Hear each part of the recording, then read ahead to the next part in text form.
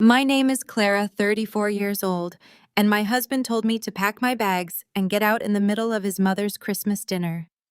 He called me a failure right in front of his entire family because I refused to apologize for exposing his lies. I did not argue. I simply walked upstairs, packed 2 suitcases, scooped up our sleeping 2-year-old son, and bought 2 one-way tickets to Europe. What my arrogant husband and his wealthy parents did not know was that leaving was just step one of a plan I had set in motion months ago. By the time their hangovers wore off tomorrow, their bank accounts would be drained, their fake empire would be collapsing, and they would be begging for mercy. Before I continue this story, let me know where you are watching from in the comments below. Hit like and subscribe if you have ever had to execute a flawless exit from a toxic family that pushed you too far. The crystal glasses clinked around the massive oak dining table at my mother-in-law Patricia's Connecticut home. The room smelled of roasted pine and old money. Extended family members I only saw once a year were laughing raucously at a tasteless joke my father-in-law Richard just made. I was quietly cutting food for my 2-year-old son Leo, minding my own business, when something heavy and stained flew across the table, landing directly on my face. It was a grease-covered cooking apron. The entire room went dead silent. I pulled the apron off my face, the smell of old cooking oil burning my nose, and looked across the long table at Patricia. She was holding her wine glass, a malicious smirk plastered on her perfectly lifted face. She told me loudly enough for everyone to hear that, since I spent all day staring at a screen for my nerdy computer job, I had clearly forgotten how to be a real wife. She claimed it was a tragedy that her successful son Bradley had to come home to reheated meals and an inattentive spouse. The sheer audacity of her public humiliation was staggering. This was her signature move, weaponizing social settings to put me in my place, while Richard sat silently offering his tacit approval of her cruelty. For the past 6 years, I had endured this exact brand of emotional warfare. Bradley, a sales director whose ego was as fragile as glass, required constant stroking. Whenever I achieved a milestone at my data analysis firm, he would find a way to undermine it, demanding I shrink myself so his mediocre accomplishments could shine. He loved telling his family that my career was just a cute little hobby while he was the true breadwinner. He needed them to believe I was failing at my domestic duties to justify his own shortcomings.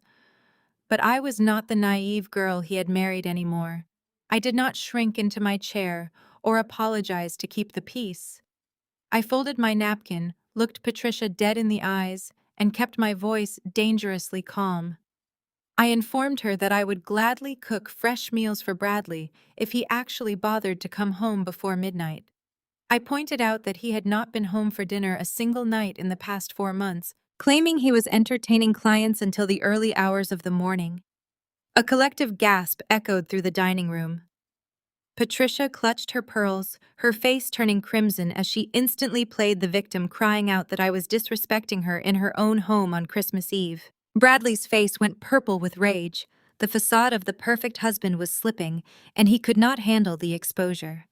He slammed his fist down on the mahogany table so hard the silverware rattled. He pointed a shaking finger directly at my face, ignoring that little Leo was sitting right next to me, startled by the sudden violence. Bradley demanded that I apologize to his mother right that second. He told me that if I did not beg for her forgiveness for my insolence, I needed to pack my bags and get out of their house. He looked around at his cousins and aunts, seeking their approval as he puffed out his chest.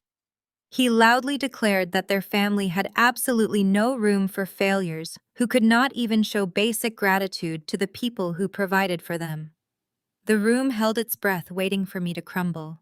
My husband expected me to burst into tears, to grovel for my place at his side, just like I used to do whenever his temper flared. But he had severely underestimated the woman sitting across from him. I did not shed a single tear. I did not raise my voice or offer any excuses. I stood up from my chair, smoothed down my dress, and looked at the man I had once loved. I said understood, turned my back on the entire gathering, and walked calmly toward the grand staircase. Behind me, the tension broke into a chorus of mocking laughter. I could hear Patricia telling the guests to let me go cry in my room, assuring them I would come crawling back to apologize once I realized I had nowhere else to go. Bradley was already pouring himself another drink, playing the long-suffering husband to an erratic wife. They thought my silence was surrender. They thought I was retreating to lick my wounds in the guest bedroom. They were entirely wrong. I walked into the upstairs bedroom, shutting the heavy oak door behind me, blocking out the sound of their festive music. I bypassed the empty closets, ignoring the expensive clothes my husband had bought to control my image. I reached under the heavy wooden bed frame and pulled out a heavy go bag that I had meticulously packed and hidden 2 whole months ago. This was the exact moment I had been waiting for, the final push I needed to initiate my absolute freedom from their toxicity. The heavy oak door clicked shut, cutting off the raucous laughter echoing from the dining room below. I did not fall onto the mattress in a fit of despair.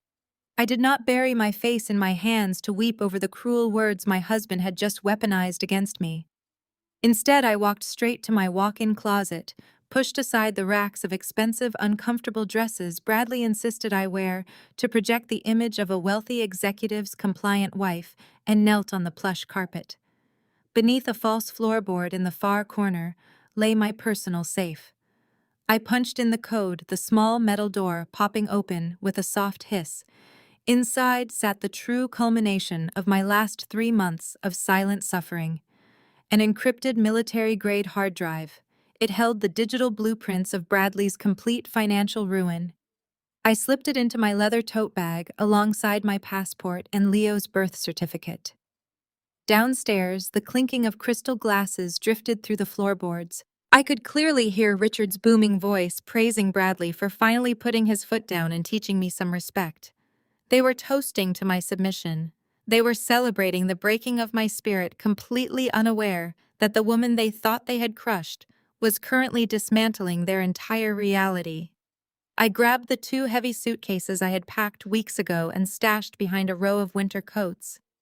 Every item inside was carefully selected. No excess baggage, no sentimental clutter. Just the absolute essentials required for a completely new life. I moved down the hall to the nursery, my footsteps silent against the polished hardwood. Leo was sound asleep, his small chest rising and falling in a peaceful rhythm. I scooped his warm, heavy body into my arms, wrapping him tightly in his favorite fleece blanket so the winter air would not shock him awake. He stirred slightly, murmuring my name, but I shushed him with a gentle kiss to his forehead. "We are going on an adventure, sweetie," I whispered into his hair. I slung the heavy diaper bag over my shoulder, grabbed the extended handles of the 2 suitcases, and made my way to the back staircase. This route bypassed the grand foyer and the dining room, entirely leading directly down to the mudroom and the attached garage. As I descended the stairs in the dark, Patricia's shrill voice carried from the dining room. She was loudly predicting to her guests that I would be downstairs in an hour, begging for a plate of leftover ham, and promising to be a better, more obedient wife. The sheer arrogance of her assumption fueled my quiet exit. I strapped Leo into his car seat in the back of my SUV, loaded the suitcases into the trunk, and hit the garage door opener. The mechanical hum felt deafening in the quiet night, but the family was too busy drinking and laughing to hear the sound of their control slipping away. I backed out into the freezing Connecticut air, the fresh snow crunching loudly beneath my tires. I did not look back at the sprawling, suffocating mansion. I simply put the car in drive and accelerated into the absolute darkness. The heater blasted as I navigated the winding suburban roads, but the deep chill I felt had nothing to do with the brutal winter weather outside. It was the exact same icy clarity that had gripped me exactly 90 days ago. It was a mundane Tuesday afternoon in September. Bradley had asked me to grab his favorite sunglasses from his golf bag before his supposed corporate retreat with the boys. When I unzipped the side pocket, I did not find sunglasses. I found a folded stack of receipts from the St. Regis Hotel downtown. They were time-stamped for the exact evenings Bradley claimed he was closing massive deals with out-of-state clients, nights when he had gaslit me into feeling guilty for asking why he was working so late. There were room service charges for 2 expensive vintage champagne and couple spa treatments billed to a secret credit card I did not recognize. I had stood in the garage staring at those crumpled receipts, feeling my entire world collapse in real time. But the devastation only lasted for about 10 minutes. I am a forensic data analyst. My entire career is built on finding hidden patterns, tracing concealed assets, and exposing corporate lies.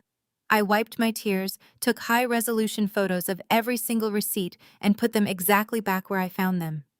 I did not confront him. Confrontation gives the enemy time to prepare their defenses. Instead, I went to war in the shadows. For 3 months, I smiled at him across the dinner table.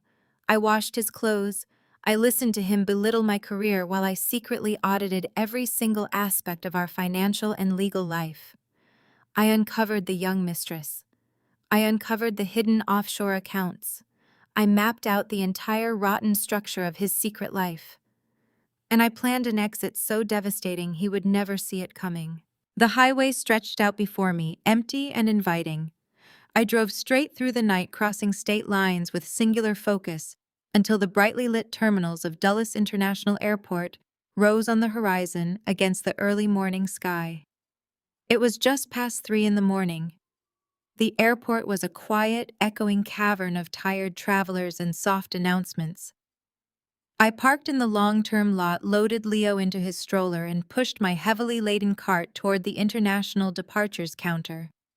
My heart pounded a steady, powerful rhythm against my ribs. This was the absolute point of no return. I walked up to the ticketing agent, a kind-looking woman who offered a tired, sympathetic smile to a mother traveling alone in the middle of the night. I slid my passport and Leo's fresh, newly expedited passport across the polished counter.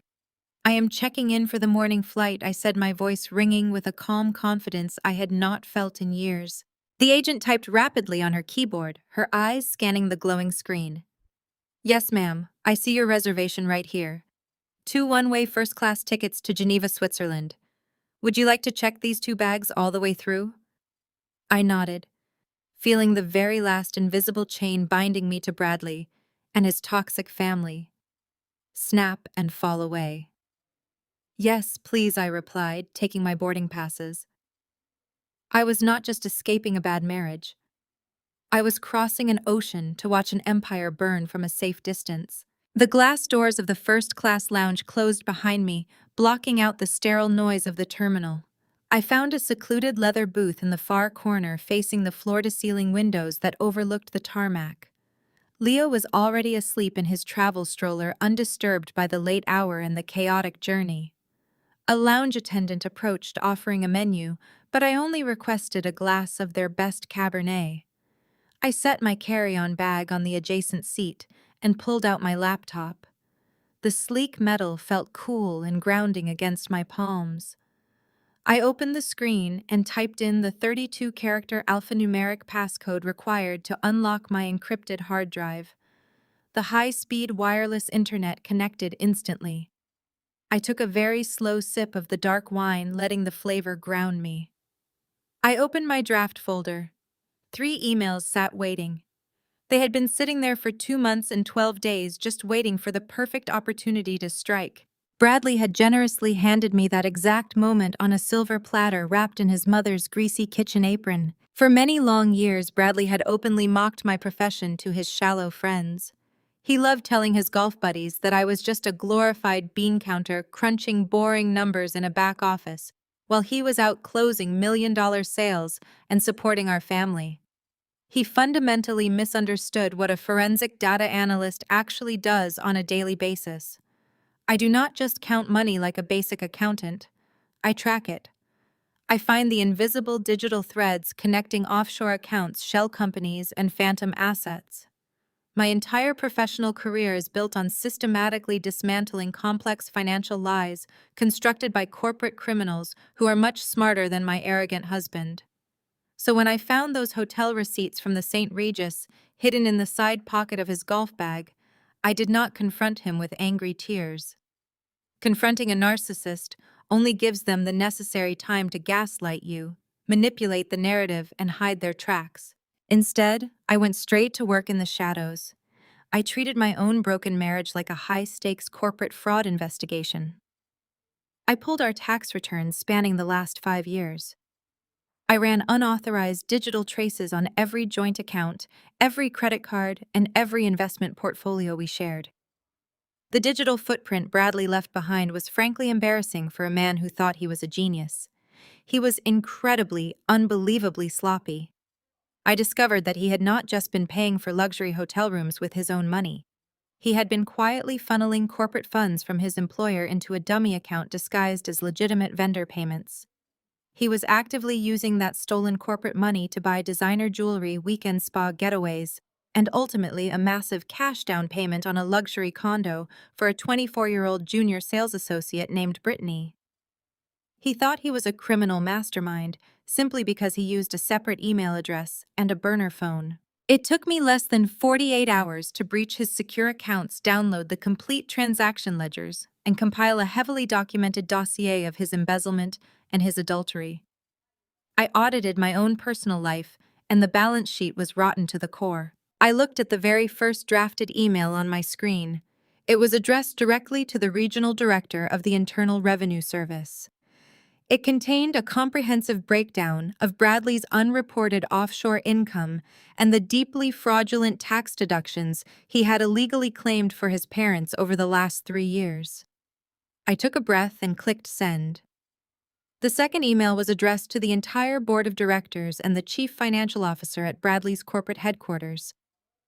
I attached the raw transaction ledgers, proving exactly how he had been aggressively skimming from their top-tier client accounts for the past year. I included specific dates, transfer amounts, and international routing numbers. I clicked send. The third and final email was the most personal one of all.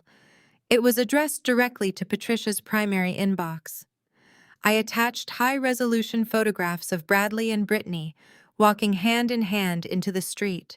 Regis, along with the finalized deed to the expensive condo he bought for her. I added a brief, polite message wishing her a Merry Christmas and suggesting she ask her wonderful son how he planned to pay for her elite country club membership now that he was entirely unemployed and under active federal investigation. I clicked send. I closed the heavy laptop with a very satisfying click, sliding it securely back into my bag just as the final boarding announcement echoed through the quiet lounge. I finished the last drop of my wine, gathered Leo in my arms, and walked toward the departure gate with a profound sense of absolute lightness. By the time the heavy wheels of the aircraft lifted off the dark runway, leaving American soil far behind us, it was already morning on the East Coast. It was exactly 6 o'clock. Back in Connecticut, the winter sun was just beginning to rise over Patricia's snow-covered estate.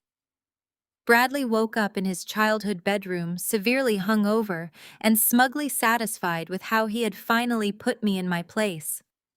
He reached for his phone on the mahogany nightstand, planning to buy a pair of diamond earrings online to have them delivered straight to Brittany's new condo. He opened his banking app, expecting to see his usual wealth. He rubbed his eyes, assuming the screen was glitching from a poor internet connection. He refreshed the application twice. He closed it and opened it again. He tapped the glass screen frantically as his breathing grew shallow. His checking account, his savings account, and his hidden slush fund all displayed the exact same bold red numbers. The total available balance across every single connected account was $0 and exactly 0 cents. The steady hum of the jet engines provided a soothing backdrop as the first-class cabin lights dimmed for our transatlantic flight. I adjusted the soft cashmere blanket over Leo, who was breathing in the deep, untroubled rhythm of a sleeping toddler. Beside him, I opened my phone and purchased the in-flight internet package. The moment the transaction cleared and the connection icon appeared at the top of my screen, the device nearly vibrated out of my hand. The backlog of digital panic flooded in all at once. A relentless cascade of banners dropped across my screen in rapid succession.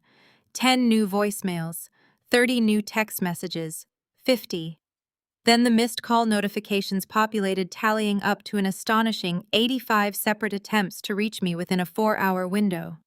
I sat back against the plush leather seat and simply watched the numbers climb. Bradley was spiraling. I opened the text thread, watching his mental state unravel in real time through a series of frantic, poorly typed messages. The earliest texts sent around 1 in the morning were full of his usual arrogant bluster. He demanded to know why my car was not in the garage and ordered me to bring Leo back immediately so he would not be embarrassed in front of his parents. By 3 in the morning, the tone shifted to aggressive irritation. He threatened to cancel my credit cards and lock me out of the house.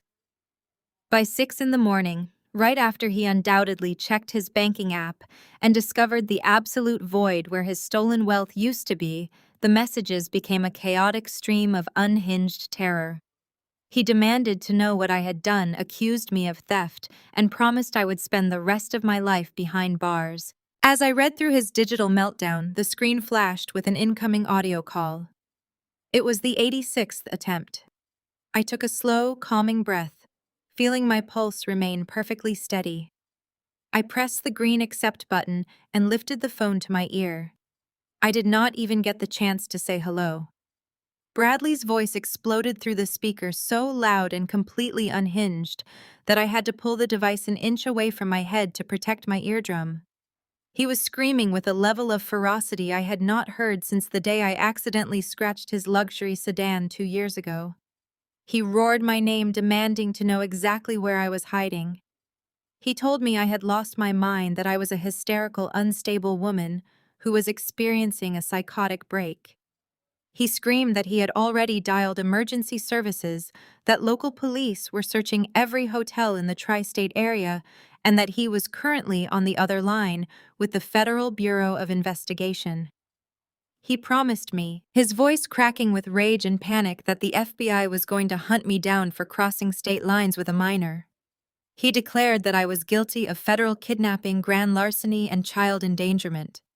He swore that when they found me, he would personally ensure I was locked in a federal penitentiary and that I would never be allowed to see our son again as long as I lived. I listened to his tirade as I looked out the small oval window at the endless expanse of clouds beneath us. This was Bradley's standard operational procedure. Intimidation by volume. For 6 years he had used his booming voice and aggressive physical presence to keep me compliant. He would corner me in the kitchen, towering over me, screaming, until I was physically shaking, forcing me to apologize for things I had not even done just to make the verbal assault stop. He thrived on creating a manufactured state of crisis, where he was the ultimate authority, and I was the helpless, confused subordinate who needed his guidance to survive. He thought his rage was a weapon that would automatically trigger my submission. He expected me to be hyperventilating on the other end of the line, begging for a chance to explain myself, pleading with him to call off the authorities, offering to wire the money back instantly, if he would just promise not to be angry anymore. But the woman who used to cower in the laundry room just to escape his shouting no longer existed. That woman died the day I found those hotel receipts. I felt no fear. I felt absolutely nothing but a cold, surgical precision. I let him scream until he literally ran out of breath, pausing to heave air into his lungs. The silence stretched between us for 5 long seconds. "Bradley," I finally said, keeping my voice hushed and perfectly level so as not to wake the sleeping child beside me. "You can call the FBI. You can call Interpol. You can call the Swiss Guard for all I care. But before you embarrass yourself in front of federal agents, you might want to look in the bottom drawer of your home office desk." He sputtered, demanding to know what I was talking about. I continued with the same detached professionalism I used in corporate boardrooms. I reminded him of the thick stack of financial and legal documents I had placed on his desk last month. The ones I told him were urgent mortgage refinancing applications required to secure a lower interest rate on the house. I reminded him how he had sighed, rolled his eyes at my administrative nagging, and hastily scribbled his signature on every single page, where I had placed a yellow sticky note, complaining the entire time that he was too busy closing deals to read the fine print. "You signed those papers without reading a single word," I whispered into the phone. Because you were sitting at your desk furiously texting Brittany about the new condo you were buying her. Bradley went utterly silent. The mention of his mistress's name hit him like a physical blow. I could practically hear his heart drop into his stomach. Since you clearly do not know what you endorsed, I will explain it to you, I continued. Buried in that stack of mortgage applications were dual citizenship requests, for Leo derived from my father's European heritage. Right beneath that was a heavily detailed, legally binding international travel consent form. You explicitly authorized me to take our son out of the United States to establish residency in Switzerland. It was notarized by your own assistant, who you also neglected to realize hates you. You cannot charge me with kidnapping when you legally approved the relocation. He tried to speak, stammering out a denial, his voice suddenly small and trembling. I did not wait for his pathetic excuses. I told him to enjoy his empty bank accounts and told him to say hello to Brittany for me. I pulled the phone away from my ear, pressed the red button to end the call, and immediately blocked his number from my contact list. I set the phone face down on the tray table, leaving my arrogant, cheating husband legally paralyzed, completely broke, and screaming into an absolute void. My phone screen lit up immediately after I ended the call. The aggressive, threatening energy Bradley had just projected through the speaker instantly dissolved into sheer, unadulterated panic. A barrage of text messages flooded my screen, the typing bubbles appearing and disappearing with frantic speed. He demanded to know where his money had gone. He asked if the bank had made a technical error. He pleaded with me to tell him this was just a horrible misunderstanding. He swore he would do anything I wanted if I just reversed the transfers. I watched his desperation manifest in green text bubbles. I allowed the silence to stretch for a full minute, savoring the absolute shift in our power dynamic. Then I opened my photo gallery and selected a series of heavily redacted screenshots. I hit send.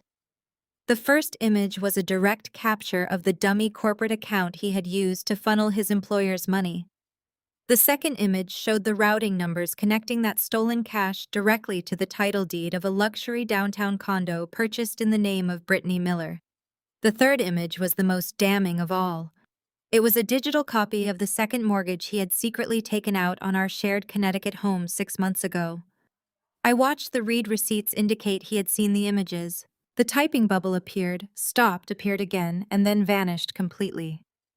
He was utterly speechless. I began typing my response, my thumbs flying across the keyboard with the precision of a woman who had spent months orchestrating this exact moment. I explained that I knew about the second mortgage. I explicitly detailed how I had tracked the funds from that highly illegal loan. I told him I knew he used exactly half of that money to close the deal on Brittany's condo. I then dropped the final crushing piece of the financial puzzle. I typed out the exact dollar amount he had wired to an offshore debt collection agency to quietly pay off his parents' massive secret gambling debts. Richard and Patricia had been projecting an image of generational wealth while secretly drowning in illicit casino markers, and Bradley had stolen against our family home to bail them out. I typed my final message to him. You always called me a glorified bean counter. Well, this bean counter legally withdrew exactly 50% of our untainted marital assets before you could launder the rest. I took my legal half. You spent your half on a mistress and your parents' gambling addiction. The corporate funds you stole have been frozen by the federal authorities. You are completely broke, Bradley. I hit send and watched the message deliver. I pictured him sitting in his childhood bedroom staring at the screen, the reality of his absolute ruin finally crashing down around him. He had no money to hire a defense attorney. He had no money to pay his mother's country club dues. He had no money to keep his young mistress. He had nothing but the clothes in his closet and a looming federal indictment. I turned my phone on airplane mode, placed it securely in my bag, and leaned back in my plush seat as the flight attendant offered me a warm towel. Back in Connecticut, the hangover from the Christmas Eve dinner was wearing off, replaced by a frantic, suffocating panic. Patricia stormed through the hallways of her sprawling home, her silk robe billowing behind her. Bradley had just stumbled out of his childhood bedroom pale and shaking, muttering incomprehensible sentences about frozen accounts and federal audits. Patricia did not care about audits. Patricia cared about optics. She cared about the social hierarchy she had ruthlessly maintained for decades. She walked straight into her immaculate home office and slammed the door. She sat down at her polished antique desk and opened her sleek silver laptop. If Clara was going to run away in the middle of the night like a coward, Patricia was going to control the narrative before the neighborhood gossip mill could even start spinning. She had spent her entire life destroying the reputations of women who crossed her, and she was not about to let a middle-class data analyst ruin her family's pristine image. She navigated to her Facebook page, a highly curated feed of charity galas, expensive vacations, and fake smiles. She cracked her knuckles, a vicious smirk playing on her lifted face. She began typing a long, dramatic status update. She crafted a masterful story of a deeply troubled daughter-in-law, a woman who had suffered a sudden, tragic mental breakdown during a beautiful family Christmas dinner. She wrote about Bradley's endless patience, his heroic attempts to save a failing marriage, and his deep heartbreak over a wife who had abandoned him without warning. She painted herself as the devastated, loving mother-in-law who had tried everything to welcome an unstable woman into their loving home. She detailed my supposed inadequacies, claiming I was neglectful, erratic, and deeply ungrateful for the lavish lifestyle they had provided. She wove a tapestry of absolute fiction designed to generate maximum sympathy for her son and maximum outrage directed at me. She was determined to make me a permanent social pariah. She hovered her manicured finger over the post button, ready to unleash a smear campaign that would permanently destroy my reputation in our elite social circles. She read the vicious paragraphs one last time, admiring her deceitful handiwork. She felt a surge of triumphant adrenaline, convinced she had won the public relations war before I could even begin to defend myself. She clicked the mouse, sending her malicious lies out into the digital world. She leaned back in her Italian leather chair, a cold smile forming as she watched the engagement metrics tick upward in real time. She remained entirely focused on her digital revenge, unaware that a much larger disaster was currently driving up her long, snow-covered driveway. The landing gear hit the Swiss tarmac with a heavy thud, jolting me out of a light sleep. I glanced down at Leo, who was happily chewing on a soft pretzel the flight attendant had brought him earlier. The cabin chimed loudly, signaling it was finally safe to use our cellular devices. I reached into my leather tote bag and switched my phone off airplane mode. I fully expected a few lingering, pathetic messages from Bradley. Instead, my phone immediately seized up, vibrating violently in my palm as a massive, overwhelming torrent of frantic digital notifications flooded the brightly lit lock screen. They were not from my desperate ex-husband.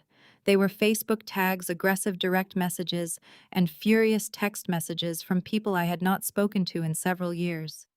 Extended cousins, old college friends, Bradley's fraternity brothers, and even my former yoga instructor were rapidly filling my inbox with pure, unadulterated vitriol. I tapped on a message from Bradley's aunt. It contained a single link to Patricia's Facebook page and the words, "How could you do this to a family that gave you everything?" I clicked the link. Patricia had truly outdone herself this time. The post was a masterclass in digital manipulation, complete with a heavily filtered, candid photo of Bradley looking supposedly heartbroken at last year's Thanksgiving dinner. The text was a rambling, tear-jerking manifesto. Patricia claimed to her 3,000 followers that I had suffered a severe mental breakdown during our Christmas Eve dinner.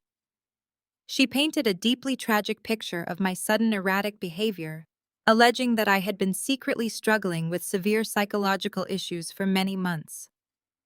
The real venom, however, was in the financial accusations. She brazenly claimed that in my manic state, I had stolen their precious family funds, completely drained Bradley's hard-earned savings, and cowardly fled the country to avoid getting the psychiatric help I so desperately needed. She ended the long, dramatic post by asking her community for their daily prayers for her deeply devastated and abandoned son. The comment section beneath the post was an absolute cesspool of manufactured outrage. People who had smiled to my face just a week ago were now loudly calling me a common thief, an unfit mother, and a ruthless gold digger.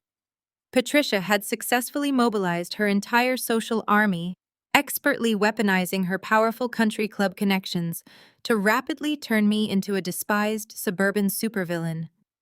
I felt a brief hot flash of anger, but it dissipated almost instantly. I had fully expected this exact move. Narcissists always strike first, in the court of public opinion, because they absolutely cannot win in an actual court of law. I closed the social media application entirely unbothered by their noise. They could have their digital outrage. I had my freedom, my son, and the undeniable, heavily documented truth safely stored on my encrypted hard drive. I began swiping left, preparing to systematically block every single person who had sent me a hateful message. I was completely ready to disappear deeply into the quiet Swiss mountains and just let them shout their pathetic, fabricated lies entirely into the void. My thumb hovered over the block button when a very different notification popped up on my screen. It was not a text or a standard phone call. It was an incoming video request on Signal, a highly secure, end-to-end, encrypted messaging application I only used for communicating with highly sensitive corporate whistleblowers. The caller identification displayed a single initial, N. I stared at the screen, my brow furrowing in genuine surprise. I tapped the green icon to accept the video call, quickly plugging in my wireless earbud so I could hear clearly without waking Leo.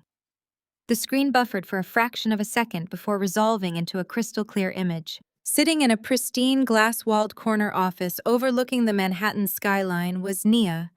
She was my sister-in-law, married to Bradley's older brother Marcus. Nia was a truly brilliant, highly sought-after corporate litigator working tirelessly at one of the absolute most ruthless and successful law firms on the entire East Coast. For the past 6 years, Nia and I had shared a silent, unspoken alliance of survival at all the mandatory family gatherings.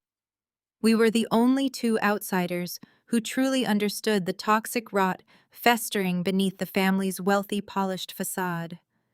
Nia had endured her own unique brand of psychological warfare from Patricia over the years. I had sat quietly at the dining room table on countless occasions, watching my mother-in-law deliver thinly veiled, highly racist microaggressions toward Nia with a sickeningly sweet, utterly innocent smile. Patricia would constantly make backhanded comments about Nia's natural hair, suggesting she should wear it in a more professional, subdued style for corporate events. Bradley was just as bad, frequently interrupting Nia during complex legal discussions to loudly mansplain basic contract law to a woman who had graduated at the very top of her class at Yale Law School. Nia never yelled. She never threw a fit. She would simply sip her cold, sparkling water, fix Bradley with a terrifyingly calm stare, and ruthlessly verbally dissect his deeply flawed arguments until he was completely stuttering and bright red in the face. She was an absolute legal predator, and the family was entirely too ignorant to realize they were swimming in her waters.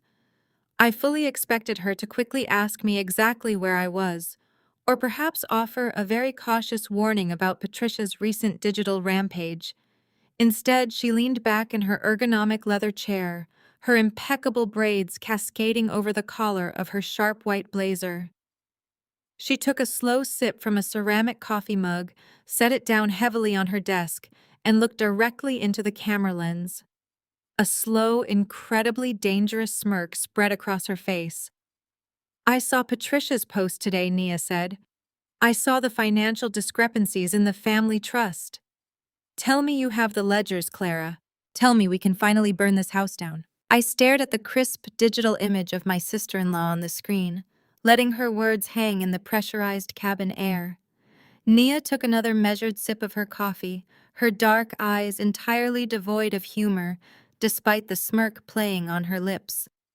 For 6 years, I had watched this brilliant woman sit quietly at Patricia's suffocating dinner parties, absorbing the passive-aggressive insults and the condescending remarks about her background. I had always assumed Nia stayed silent, simply to keep the peace for her husband's sake. I was completely wrong. She had not been enduring their abuse. She had been silently gathering ammunition, waiting for the perfect moment to pull the trigger. I glanced down at sleeping Leo, adjusting my wireless earbud. "I have every single ledger, Nia," I whispered, ensuring my voice did not carry over the hum of the jet engines. "I have the offshore routing numbers, the dummy corporate accounts, and the second mortgage Bradley secretly took out on our house to pay off his parents' illicit gambling markers." Nia set her ceramic mug down with a sharp thud that echoed through the encrypted connection. "The gambling debts are just the tip of the iceberg, Clara," she said, her voice dropping into a razor-sharp professional cadence. "Patricia and Richard have not had a dime of legitimate generational wealth in over a decade. Their entire aristocratic lifestyle is a carefully constructed mirage, and your idiot husband is the one keeping the lights on." I frowned, pulling up my encrypted folders on my laptop screen.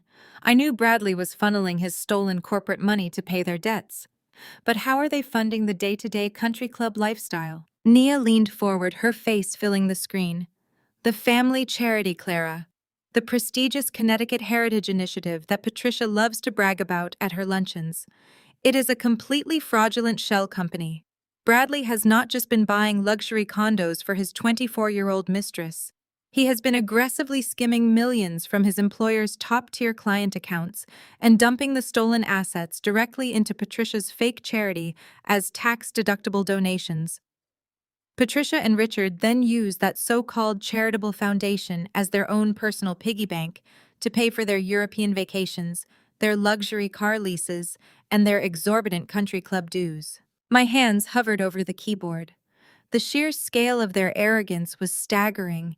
They were committing massive federal tax fraud and corporate embezzlement, completely convinced that their suburban social status made them invincible.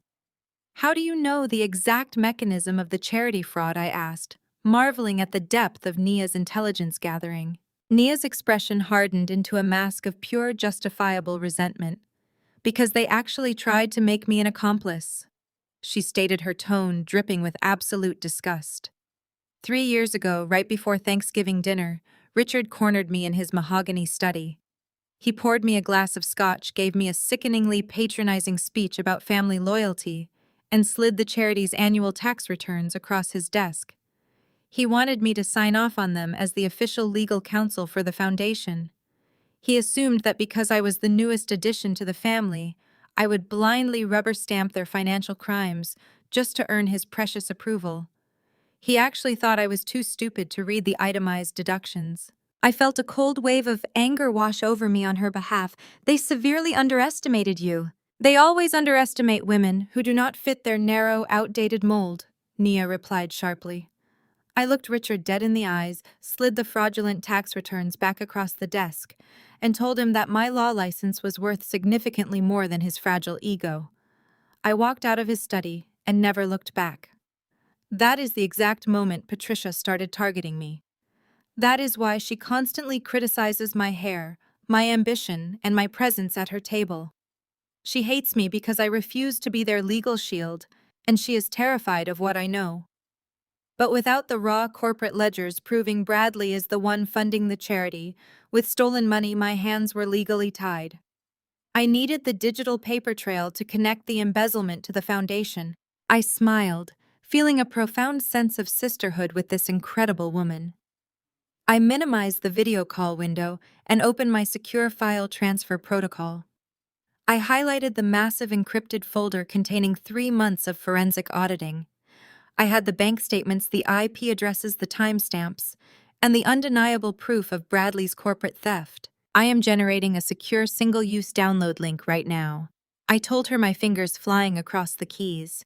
"The password is the exact dollar amount of the St. Regis hotel bill Bradley expensed to the company last month." A notification pinged on Nia's end. I watched her screen illuminate her face as she opened the secure portal. I hit the final execution command, sending the heavily encrypted payload soaring through the airplane's wireless network, bouncing off satellites, and landing directly onto the secure servers of one of Manhattan's most ruthless corporate law firms. Nia's eyes darted rapidly across her glowing monitor as she bypassed the security protocols and opened the master ledger. For a long, tense moment, The only sound on the line was the rapid clicking of her mouse as she scrolled through the damning evidence. She was verifying the offshore accounts, cross-referencing the routing numbers, and seeing the undeniable proof of the fake charity's funding mechanism. Suddenly, Nia threw her head back and let out a sharp, victorious laugh that echoed through my earbud. It was the sound of 6 years of suppressed frustration finally being unleashed. She looked back into the camera, a deeply predatory smile transforming her entire face. She leaned into the microphone, her eyes burning with an intense, unstoppable fire. "Oh, they are so done," Nia said, her voice dropping to a dangerous whisper. "Check the news in 10 minutes. Bradley drove his sedan through the downtown streets with reckless aggression. His palms were slick with cold sweat against the steering wheel. The digital clock glowed crimson, reminding him the banks had opened. He needed to get to his office immediately. His personal accounts were completely frozen, paralyzed by the sudden void Clara had created. His mother was managing the social fallout online, blissfully ignorant of their impending legal doom. Bradley knew the terrifying truth. The federal authorities would be knocking on their doors soon. He desperately needed a defense attorney, and those sharks required massive cash retainers. Since his marital assets were gone, he intended to log into his secure terminal and initiate one final wire transfer from his firm's largest client, directly to an offshore defense fund. He had done it a dozen times before to fund his lifestyle. One last theft would save him. He pulled into his reserved parking space, slammed the car door, and marched toward the glass facade of the financial district headquarters. He straightened his silk tie, adopting his signature mask of arrogant corporate authority. He strode through the marble lobby, ignoring the receptionist, and heading straight for the executive elevators. He pulled his lanyard from his pocket and slapped the badge against the black security scanner. Instead of the familiar green chime, the scanner emitted a harsh buzzing sound. A solid red light flashed across the digital sensor. Bradley frowned, assuming it was a technological glitch. He wiped the card against his wool trousers and slammed it against the sensor a second time. The loud, rejecting buzz echoed through the lobby. The red light flashed again, mocking his panic. He gripped the metal turnstile, shoving his body weight against the bar, but it remained locked in place. He aggressively slammed his card against the reader a third time, his breath hitching as the red light remained stagnant. His pulse hammered against his eardrums. A heavy realization began to settle deep in his stomach. Before he could demand assistance from the front desk, heavy footsteps echoed across the floor. Bradley turned to see 2 unsmiling security guards rapidly approaching his position. Their hands rested near their utility belts. Bradley puffed out his chest, resorting to the exact same aggressive intimidation tactics he had ruthlessly used against me for 6 years. He pointed a shaking finger directly at the taller guard. "Do you have any idea who I am?"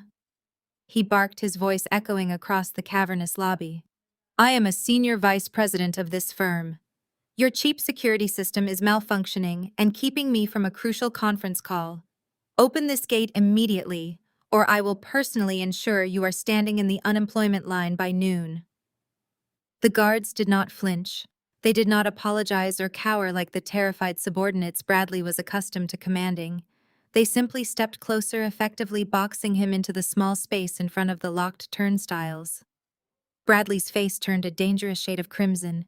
He leaned in, attempting to use his physical presence to force their compliance. "I am giving you one last warning," he spat, his voice dropping into the familiar, venomous hiss he always used whenever I dared to question him. "You are hourly wage workers. I bring millions into this building. You are nothing compared to me. Step aside and manually override this turnstile now before I ruin your lives." The taller guard crossed his arms, completely unmoved by the desperate corporate tantrum. "We cannot do that, sir," he stated in a flat, monotone voice. "Your access privileges have been permanently revoked."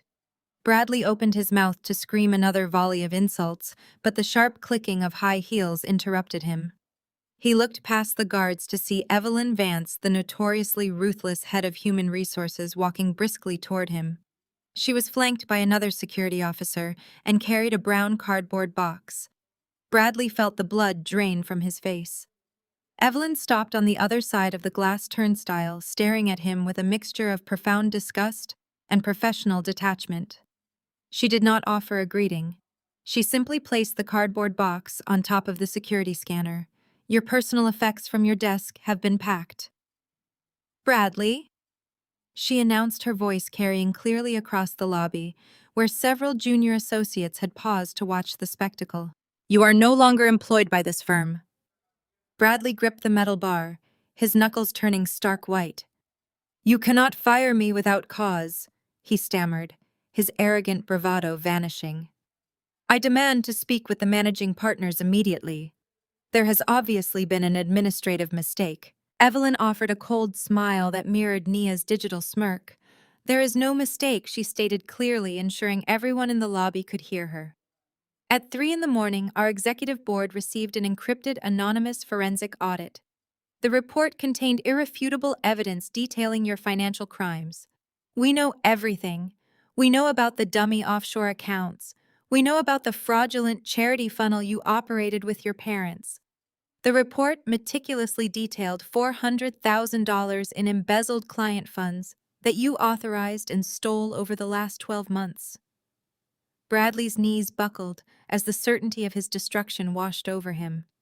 The offshore accounts, the second mortgage, the fake charity, everything was gone. Evelyn pushed the cardboard box across the scanner and nodded to the 2 guards standing behind him. Our legal counsel is handing the server data to the federal authorities, she continued, her voice devoid of sympathy. You are a massive liability, a common thief, and a disgrace to this institution. Escort this man out of the building immediately. The guard stepped forward, grabbing Bradley by his tailored arms. He did not fight back. He was paralyzed by the reality of his defeat. He was forced to carry his pathetic cardboard box out through the revolving doors, marched onto the busy sidewalk, while his former colleagues watched his humiliating exile in silence. While Bradley stood shivering on the Manhattan sidewalk beside his pathetic cardboard box, a very different kind of reckoning was arriving at his parents' sprawling Connecticut estate. Patricia was still sitting in her immaculate home office, basking in the glowing engagement metrics of her fabricated social media post. She was admiring the hundreds of sympathetic comments pouring in from her wealthy country club associates when the heavy brass knocker on her front door echoed through the quiet foyer. She adjusted her silk robe, applied a fresh coat of expensive lipstick, and glided toward the entryway with absolute unbothered pure confidence. She fully expected to find a neighborhood friend delivering a sympathetic casserole, or perhaps a floral arrangement. Instead, she opened her grand double doors to find 2 men wearing cheap gray suits standing on her pristine porch. The taller man held a thick stack of legal documents attached to a heavy clipboard. He asked to confirm her identity. Patricia frowned, her aristocratic mask slipping into an expression of profound irritation as she demanded to know why they were trespassing on her private property. The man did not flinch. He simply handed her the paperwork and declared she was officially served. Patricia slammed the heavy wooden door shut, her heart fluttering with sudden, unfamiliar anxiety. She marched into the living room, tearing open the thick manila envelope. Richard walked in from the kitchen, holding a crystal glass of scotch, asking who had been at the door. Patricia could not speak. Her perfectly manicured hands trembled violently as her eyes scanned the bold black text stamped across the first page. It was a formal notice of immediate foreclosure. The bank was officially seizing their massive estate. The document clearly stated that their primary mortgage had been in complete default for 8 months. Richard snatched the papers from her shaking hands, his face turning an alarming shade of ashen gray as he read the undeniable figures. For years, Bradley had completely managed their finances, assuring them he was handling the mortgage payments while they maintained their luxurious social facade. The horrific reality crashed down upon them in an instant. Bradley had not been paying their mortgage.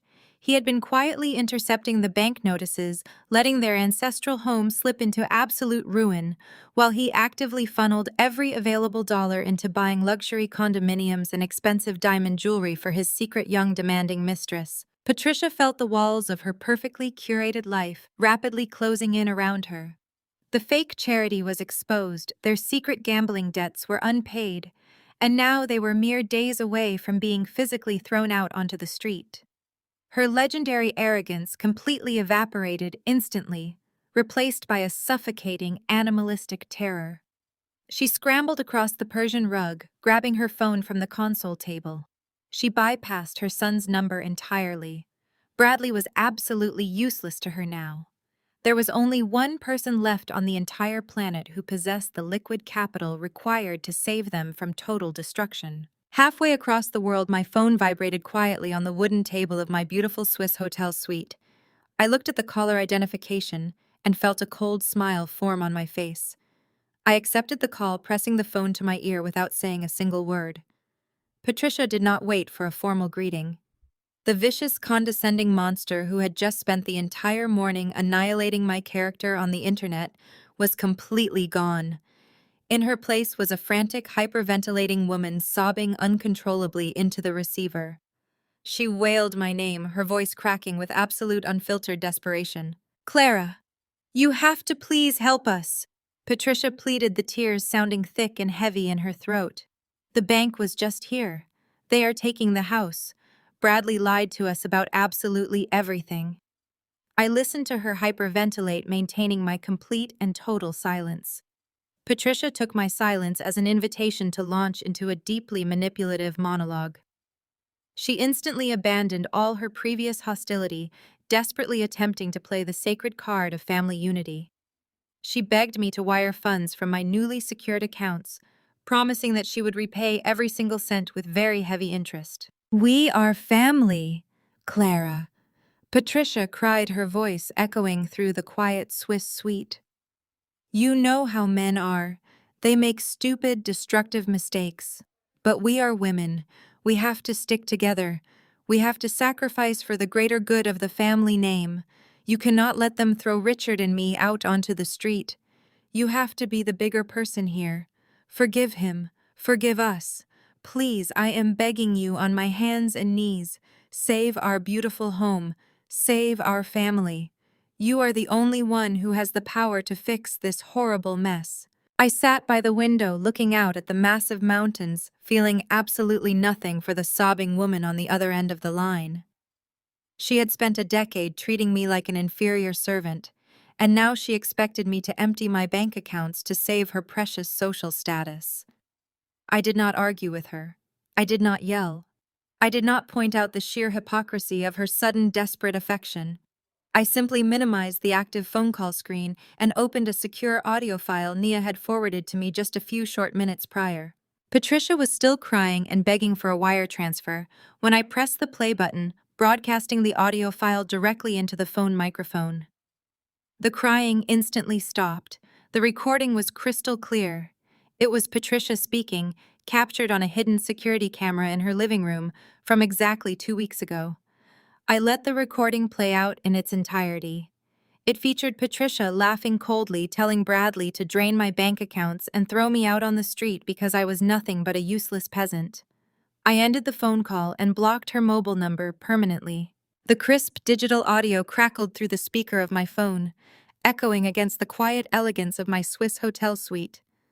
Over the line, Patricia's frantic sobbing ceased instantly. A suffocating silence swallowed the connection as the undeniable recording began to play.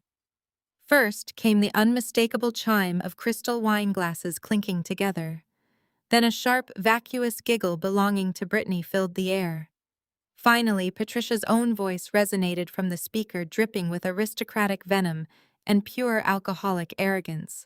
The audio was captured exactly 3 months ago by the discreet hidden camera I had installed in my own living room to monitor the new babysitter. Instead of capturing a careless teenager, the motion sensor had triggered upon detecting my husband's mother making herself entirely comfortable on my custom velvet sofa. "Just get pregnant quickly, dear," Patricia's recorded voice advised smoothly, the sound of her sipping my expensive wine clearly audible. "Once you secure Bradley with a child, we will throw that boring calculator girl out on the street with absolutely nothing. You are the vibrant, beautiful upgrade this family truly deserves." The mistress responded with a giddy sound of agreement, clinking her glass against Patricia's in a celebratory toast. The recording ended. I let the absolute silence stretch across the international connection, allowing the devastating reality of her exposed treachery to settle over her like a suffocating blanket. I could hear Patricia taking jagged, shallow breaths echoing through the receiver. She was completely paralyzed, trapped by the undeniable proof of her own malicious conspiracy. The silence stretched further heavy and absolute, forcing her to confront the horrific reality that her facade had crumbled. "Did you honestly believe I would never check the security logs?" I asked, my voice dropping into a register of pure icy detachment. I noticed a bottle of vintage reserve missing from my wine cellar that evening. I simply checked the camera footage to see if the cleaning staff had misplaced it. Instead, I found you. I found you sitting in my home, drinking my wine, plotting my total financial and emotional ruin with the new mistress. I watched you admire the tennis bracelet Bradley bought her, using funds secretly siphoned from our joint savings account. Patricia let out a strangled, pathetic gasp, the sound of a predator suddenly realizing it was locked inside a cage. I heard that recording the exact same afternoon I found the hidden credit card receipts. I continued, my words striking like surgical incisions. I sat in that living room holding my sleeping son, listening to you strategize my destruction. I had spent 6 years contorting myself to fit your impossible standards. I endured your relentless insults about my background, my career, and my wardrobe. I financed your lavish country club lifestyle with the salary you constantly mocked. I wept for hours that day, Patricia. I felt entirely broken. I paused, stepping away from the window and walking toward the marble vanity. But then the tears stopped. Hearing you enthusiastically coach his mistress on how to leave me destitute did something remarkable to my brain. It completely eradicated my sadness and replaced it with absolute crystalline focus. You did not just break my heart, you declared war. That recording was the exact catalyst that transformed me from a grieving wife into the architect of your permanent ruin. I realized I could not simply leave Bradley. I had to systematically dismantle every single pillar of your fraudulent lives. "Clara, please," Patricia finally stammered, her voice stripped of every ounce of dignity. "You have to understand the context. I was drinking. I did not mean those terrible things. Brittany is a manipulative girl. She tricked Bradley, and she was manipulating me too. I love you, Clara. You are the mother of my only grandson. We can fix this together. You cannot let the bank take my home over a silly drunken conversation. We are blood now. You have to save us. Your home was financed by the money your son stole from his corporate clients." I corrected her sharply, refusing to entertain her pathetic revisionist history, "and you actively helped him launder that stolen cash through your fake Connecticut charity. You are not a victim of circumstance, Patricia. You are a willing accomplice to federal embezzlement and tax fraud. The bank taking your house is the absolute least of your problems. By tomorrow morning, the federal authorities will have the complete forensic audit of your charitable foundation." A sharp, terrified sob ripped through the phone. "Clara." "No," Patricia wailed, her panic reaching a fever pitch. "You cannot do this. You are destroying our entire legacy. We will have absolutely nowhere to go. Richard is too old to start over. We will be ruined. You are condemning us to live on the streets. How can you be so heartless?" I stood before the mirror, looking at my own reflection. I saw a woman who had successfully extracted herself and her child from a den of parasitic vipers. The final remnants of my old life were shedding away, leaving behind a profound, untouchable strength. I had methodically secured my future, and I had ensured that the people who tried to destroy me would face the exact fate they had gleefully planned for me. The poetic justice of this moment washed over me, solidifying my absolute victory. I leaned closer to the phone, keeping my tone deadly quiet and devoid of mercy. "You wanted me out on the street, Patricia," I whispered, letting the weight of the words hang heavily in the air between us. "Looks like you will be the one packing bags." I pressed the red icon on the bright screen, terminating the call instantly. Without a single second of hesitation, I opened the contact settings and permanently blocked her personal number. I set the phone down on the smooth, polished wooden table. The beautiful silence in the hotel suite was no longer lonely. It was the sound of complete and absolute victorious freedom. The morning sun reflected brilliantly off the pristine surface of Lake Geneva, casting dancing patterns of light across the ceiling of my hotel suite.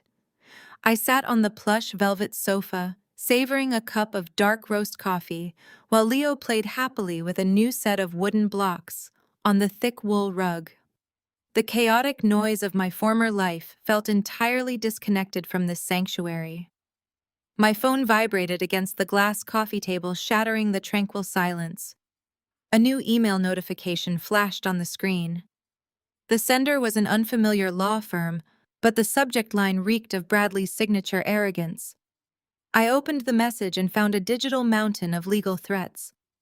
Bradley had somehow managed to scrounge together enough loose cash to hire a sleazy, low-budget attorney operating out of a strip mall in Bridgeport. The attached PDF contained a massive lawsuit formally filed in the state of Connecticut.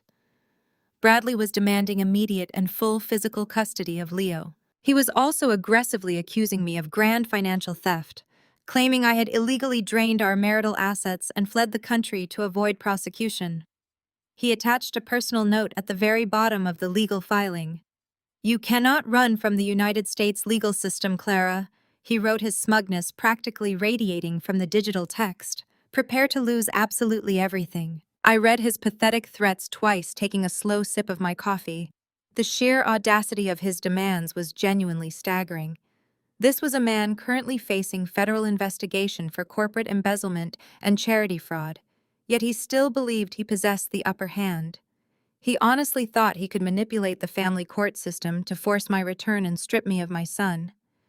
He assumed Connecticut laws would protect him, treating our divorce as a standard dissolution of marriage, where assets would be divided equitably regardless of his rampant infidelity. He expected the court to freeze my Swiss accounts and order me to pay his mounting legal bills.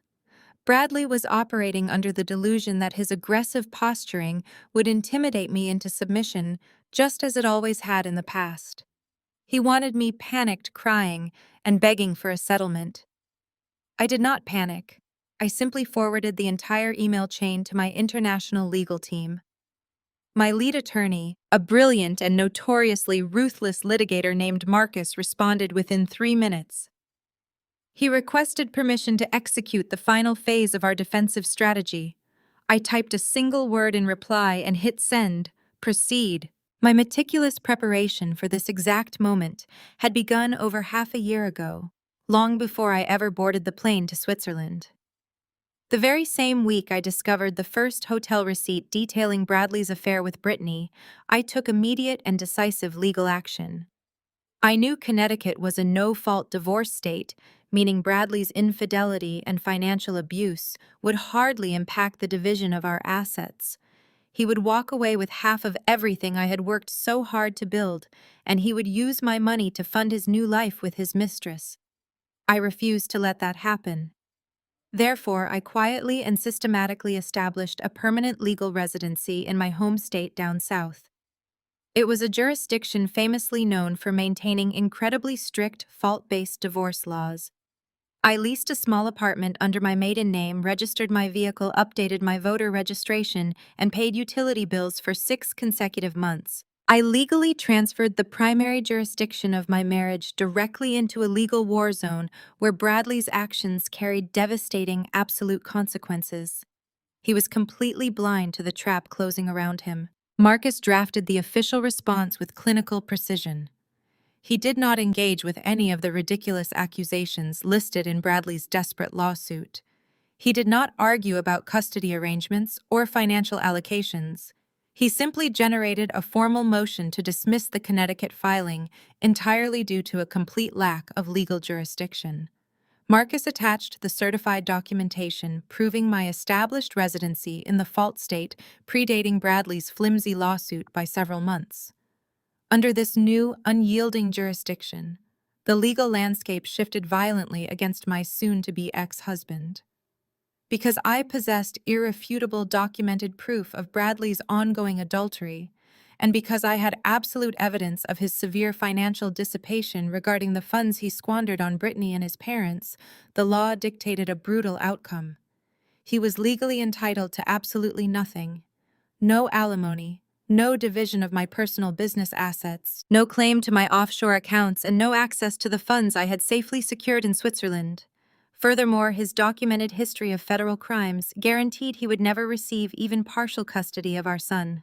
I watched the delivery confirmation appear on my laptop screen, now rapidly signaling that Marcus had officially served Bradley's cheap discount lawyer with our ultimate jurisdictional checkmate.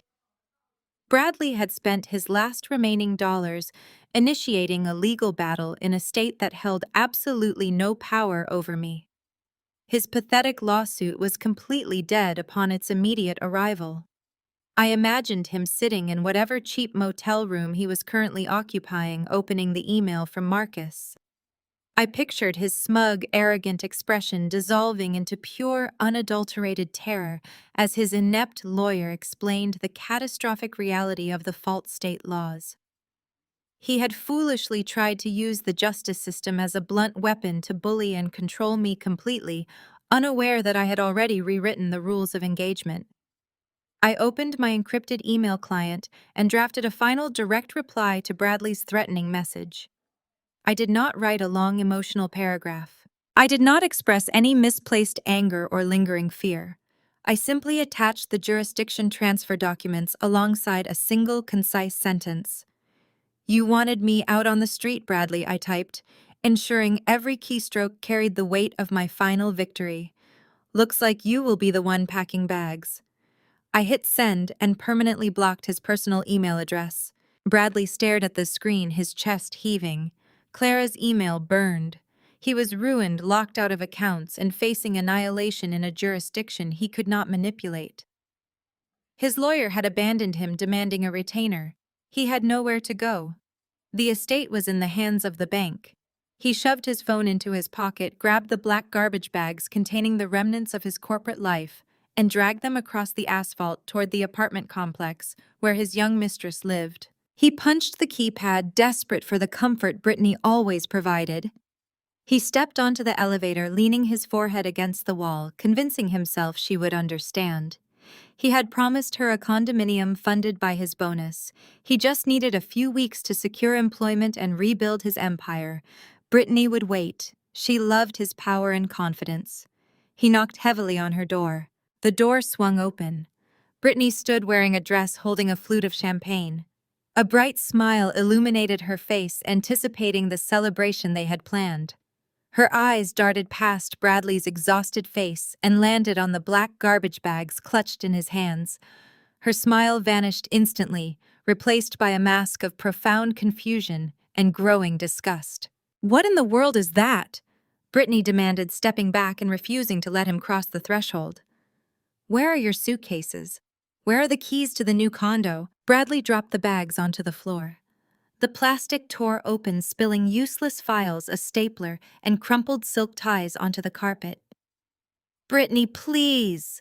He begged, his voice cracking with a desperation he had never exhibited before. "Everything has gone completely wrong. My firm terminated me this morning. Clara locked my bank accounts and filed a ruthless jurisdictional block in a southern court. My parents are being thrown out of their house. I have absolutely zero access to liquid capital right now. I just need to stay here for a few weeks until I can hire a legal team." Brittany stared at him, her manicured nails gripping the stem of her champagne flute. She looked at the spilled garbage bags, then back up at his red, desperate eyes. The warm, adoring persona she had meticulously maintained completely evaporated. A sharp, mocking laugh erupted from her throat, echoing off the narrow hallway walls. "You want to stay here?" Brittany asked, her voice dripping with absolute venom. "In my tiny apartment. You promised me a $3 million penthouse today, Bradley. You promised me a senior account director title by next Friday. You said Clara was a boring calculator girl who would quietly disappear into the suburbs. Now you are standing on my doormat holding literal garbage bags, begging for a place to crash like a broke college student." Bradley reached out desperately, trying to grab her hand. "Brittany, I love you. We can fix this. I just need time." Do not touch me, she snapped, slapping his hand away with brutal force. You arrogant, delusional fool. You honestly thought I was impressed by your boring stories about golf swings and spreadsheets? I endured your suffocating ego because you bought me an imported sports car. I tolerated your presence because you showered me with diamond bracelets and promised to skyrocket my career. You have absolutely nothing left to offer me. Get your trash off my floor and get out before I call building security. Bradley stood paralyzed, the brutal reality of her absolute betrayal shattering his final remaining illusion. Before he could formulate a response, the heavy metal door at the end of the corridor slammed open. Synchronized footsteps marched rapidly down the hallway. Bradley turned to see 4 federal agents wearing dark tactical windbreakers approaching them with terrifying speed. Brittany took a step back, attempting to slam her door shut, but the lead agent aggressively planted his heavy boot against the wooden frame. He held up a thick manila folder, his expression entirely devoid of mercy.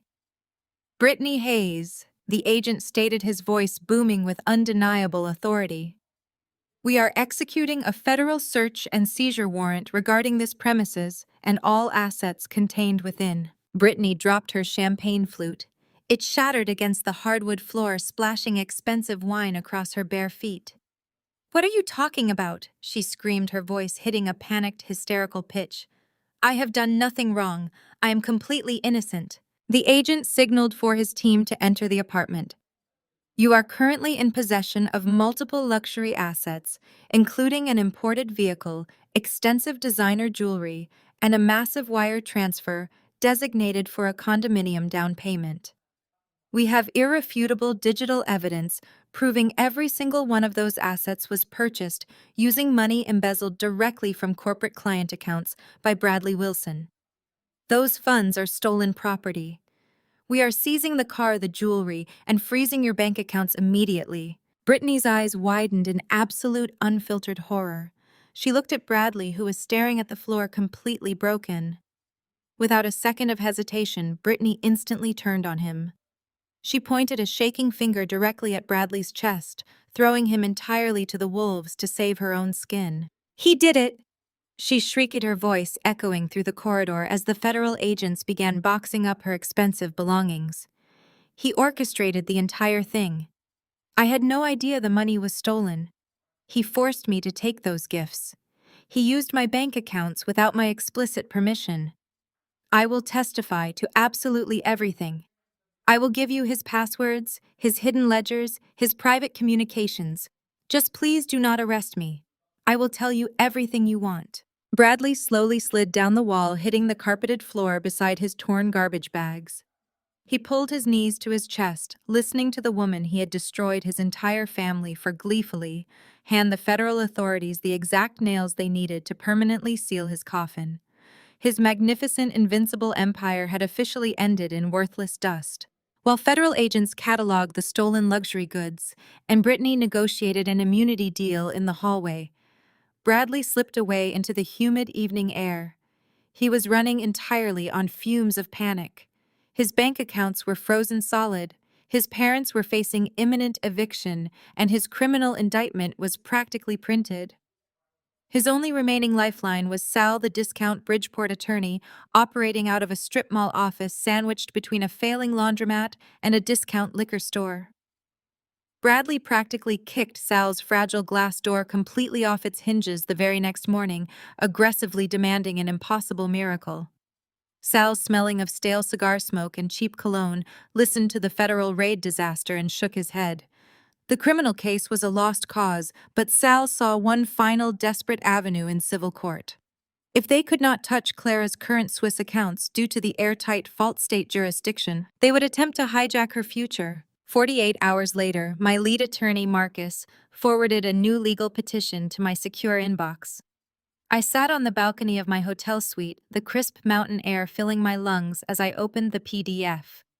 The sheer audacity of the document actually made me laugh out loud. Sal filed a massive petition demanding exactly 50% of all my future income, business assets, and intellectual property. The foundation for this ridiculous Hail Mary was a fabricated claim of spousal contribution. Bradley formally declared that he had provided essential emotional and financial support throughout our marriage, directly enabling me to build my career. He claimed my success was fundamentally a joint marital enterprise, arguing that his role as the primary breadwinner had afforded me the luxury of pursuing my business ventures. I read the words emotional support and felt a cold, sharp anger replace my amusement. Bradley had never supported my career. He had actively and maliciously tried to suffocate it. I vividly remembered the evening I secured my very first major independent consulting contract. I had been working at the kitchen island because Bradley explicitly forbade me from using the spacious home office, claiming his corporate spreadsheets required a professional environment, while my work was merely a cute hobby. When I excitedly showed him the signed contract, he did not congratulate me. He simply handed me his empty scotch glass and reminded me that the dry cleaning needed to be picked up. His sabotage was not just private, it was a public spectacle. At every single country club dinner, whenever a wealthy associate inquired about my business, Bradley would loudly interrupt. He would place a heavy, patronizing hand on my shoulder and tell the entire table that he fully funded my little side projects just to keep me entertained, while he handled the real heavy lifting of providing for the family. He systematically minimized my professional existence to inflate his own fragile ego. He treated my ambition as a joke, a temporary distraction that would inevitably fail without his magnificent financial umbrella.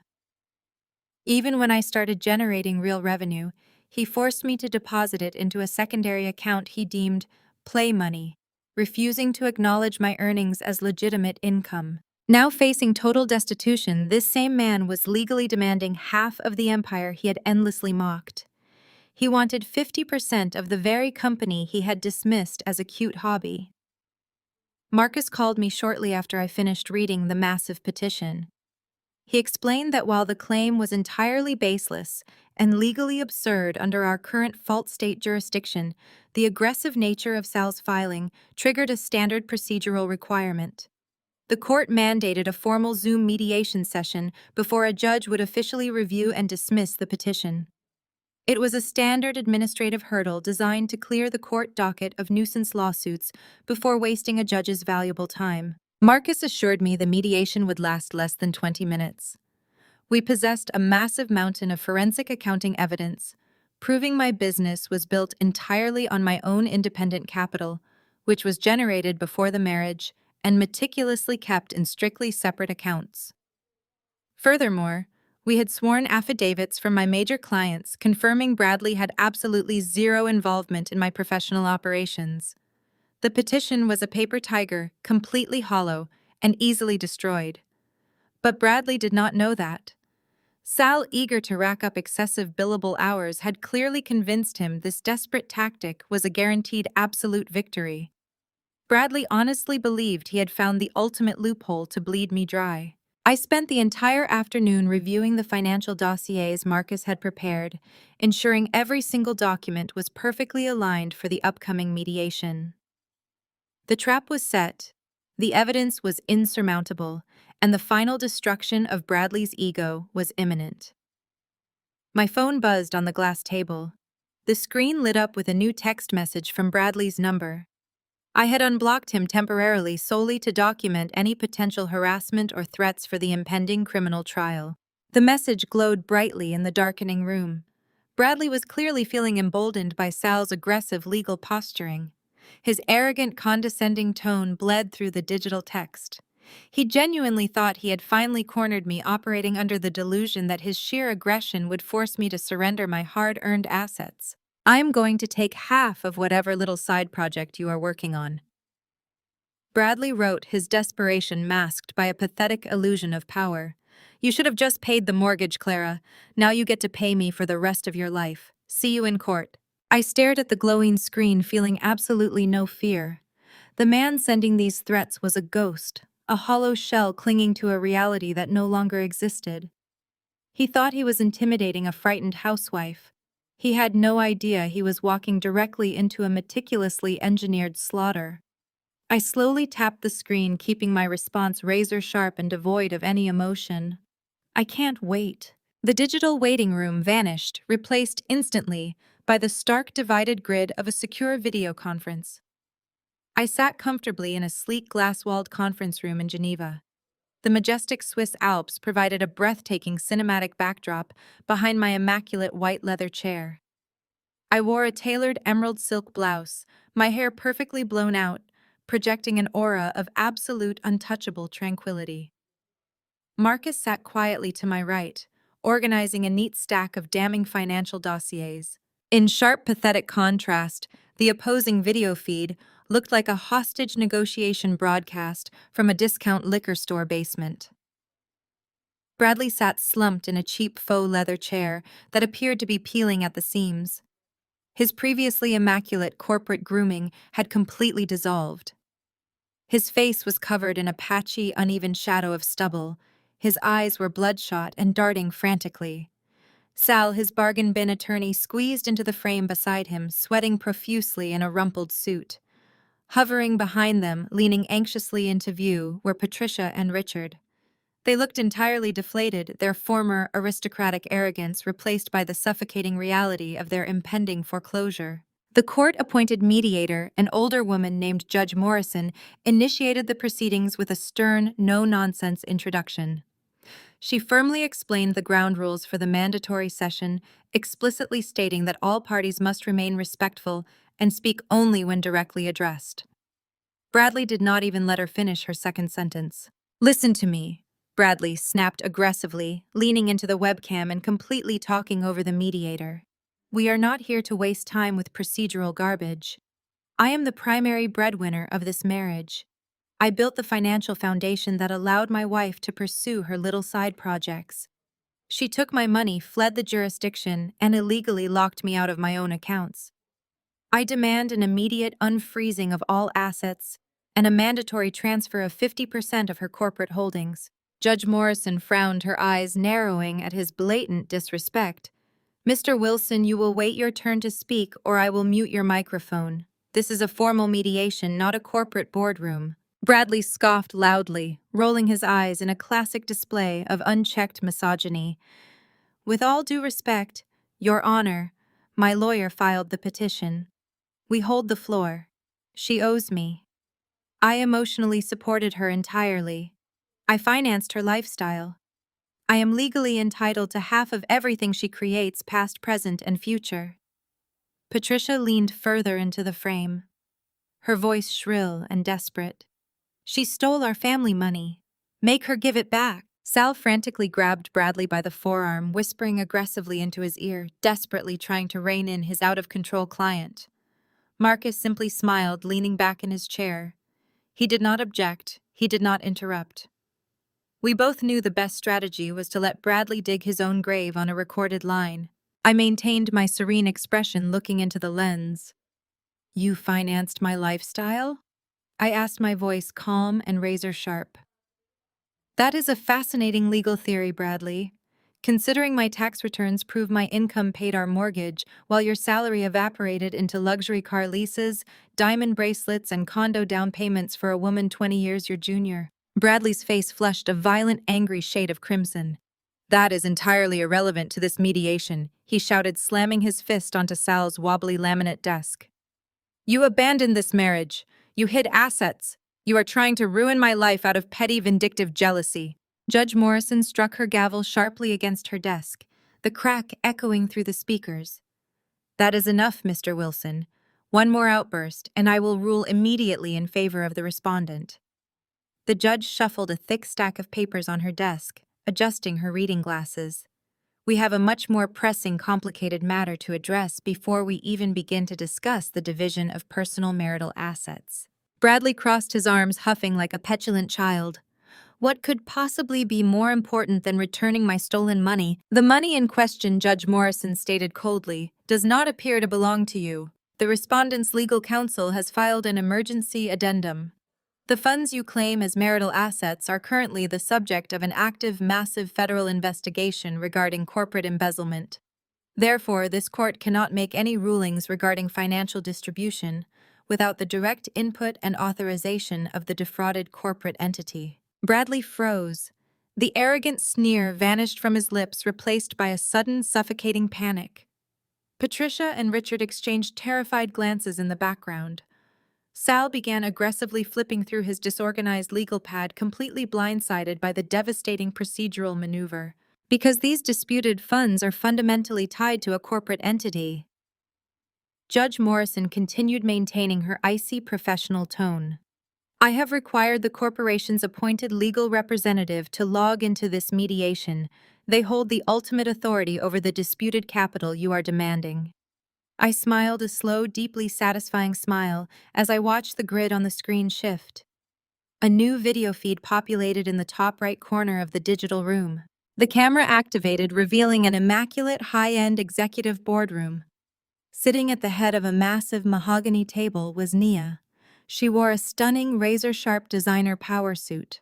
Her posture was absolute perfection, projecting an intimidating, commanding presence that instantly dominated the entire digital space. She looked directly into the camera, her expression devoid of any mercy or hesitation. "Good morning, Your Honor," Nia stated, her voice smooth, professional, and dripping with absolute, undeniable authority. "I am logging in as the primary executive representative for the corporation holding the stolen funds in question." Bradley turned a horrifying, translucent shade of ghost white. All the blood drained from his face as he stared at the screen. He realized in that exact, terrifying second that his former meek, submissive assistant was now the corporate titan, holding the absolute keys to his freedom and his finances. He was completely, inescapably trapped. The digital room remained completely frozen for 5 agonizing seconds. Bradley stared at the screen with his mouth slightly ajar, his eyes darting frantically between my composed face and Nia's unyielding glare. He looked like a deer trapped in the headlights of an oncoming freight train. His discount attorney, Sal, frantically wiped sweat from his forehead, clearly sensing that his promised legal victory was turning into a catastrophic disaster. Judge Morrison adjusted her glasses, peering closely at the new video feed. "Please state your name and corporate affiliation for the official court record." Judge Morrison instructed, her voice cutting through the thick, suffocating silence. Nia did not blink. She leaned toward her camera, projecting the intimidating aura of a corporate executioner. "My name is Nia Washington. I am the newly appointed Acting Chief Financial Officer for Apex Global Solutions. I represent the Board of Directors regarding the stolen corporate funds currently being falsely claimed as marital assets in this mediation." Bradley suddenly found his voice sputtering in a desperate, high-pitched tone. "Your Honor, this is highly irregular. She is my former assistant. She has absolutely no authority to intervene in my personal divorce proceedings. This is a coordinated attack." "I am not intervening in your divorce, Bradley," Nia stated smoothly, pulling a thick stack of printed ledgers into the frame. "I am intervening in the recovery of stolen corporate capital. Thanks to the comprehensive forensic data package provided by Clara's legal team, the Board of Directors has authorized me to execute a full financial clawback. We have mapped every single unauthorized transaction you initiated over the past 18 months. Sal lunged toward the microphone, his voice shaking. "I object to this entire line of questioning. My client's corporate matters have no bearing on his right to a 50% share of the marital estate. Your objection is entirely irrelevant," Judge Morrison snapped, shutting the lawyer down instantly. "The corporate representative holds the floor. Proceed with your findings, Ms. Washington." Nia smiled, a sharp, terrifying expression that made Bradley physically recoil. She tapped her keyboard, sharing her screen with the mediation room. A highly detailed spreadsheet populated the video feed, highlighting dozens of offshore wire transfers, hidden shell companies, and fraudulent expense accounts. Bradley claimed he used his legitimate corporate salary to finance his marital household. Nia began using a bright red laser pointer to circle specific columns on the document. However, the data proves otherwise. The respondent actively embezzled exactly $3,400,000 directly from client escrow accounts. He then systematically funneled this stolen capital through a fake charitable foundation registered in Connecticut. Patricia let out a loud, strangled gasp from the background of Bradley's video feed. She gripped her husband's arm, realizing Nia was directly referencing the fraudulent charity they used to fund their lavish country club lifestyle. He did not stop there. Nia continued, her voice remaining perfectly steady and clinical. The forensic mapping explicitly tracks these stolen funds to specific luxury purchases. $200,000 for an imported sports car registered to Brittany Hayes, $40,000 in diamond jewelry, and a pending wire transfer of $1.2 million, intended for a condominium down payment, also listed under Ms. Hayes's name. Therefore, Bradley Wilson possesses zero legitimate marital assets to divide today. He is completely bankrupt. Every cent he claims to own is currently being seized by federal authorities to repay his defrauded clients. Bradley buried his face in his hands, completely destroyed. The undeniable mathematical truth was displayed for the judge, his lawyer, and his parents to see. He could not manipulate his way out of a digital paper trail. Patricia could no longer contain her aristocratic rage. She shoved her way into the center of the camera frame, knocking Sal's chair aside. "You malicious, ungrateful little witch!" Patricia screamed, pointing a trembling manicured finger directly at the computer screen. "How dare you speak to my son this way? After everything our family has done for you, we brought you into our inner circle. We treated you like blood. You are deliberately destroying our legacy out of petty vindictive spite." Nia stopped sharing her screen. Her face returned to full view, entirely unbothered by the older woman's hysterical outburst. She looked directly at Patricia, maintaining unbroken, piercing eye contact. "You did not bring me into your inner circle, Patricia." Nia corrected her tone, dropping into a deadly register. "You expected me to be a quiet, submissive accessory for your other son. You thought I would smile politely while you made passive-aggressive comments about my background. You thought I would blindly ignore the fact that your entire family operates like a criminal syndicate." Patricia opened her mouth to scream another insult, but Nia cut her off with brutal precision. "Save your breath, Patricia.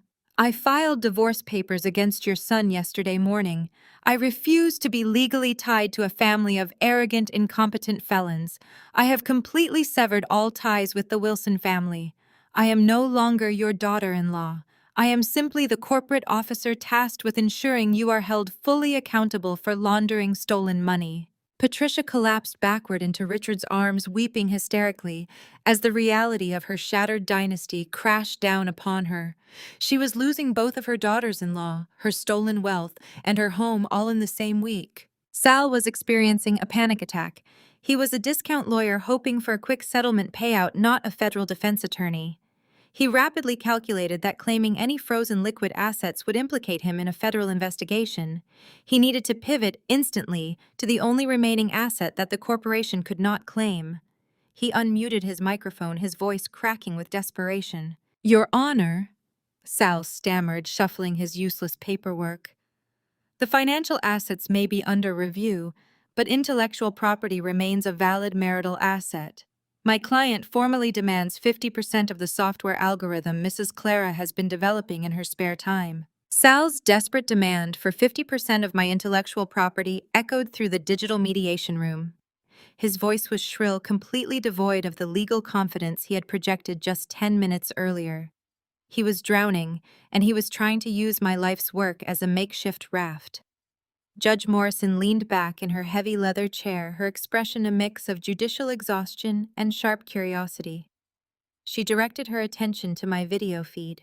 "Ms. Wilson," the judge stated, adjusting her reading glasses, "opposing counsel has formally petitioned for half of your business assets, specifically citing a software program you developed during the course of the marriage. How do you respond to this claim of marital intellectual property?" I did not immediately answer.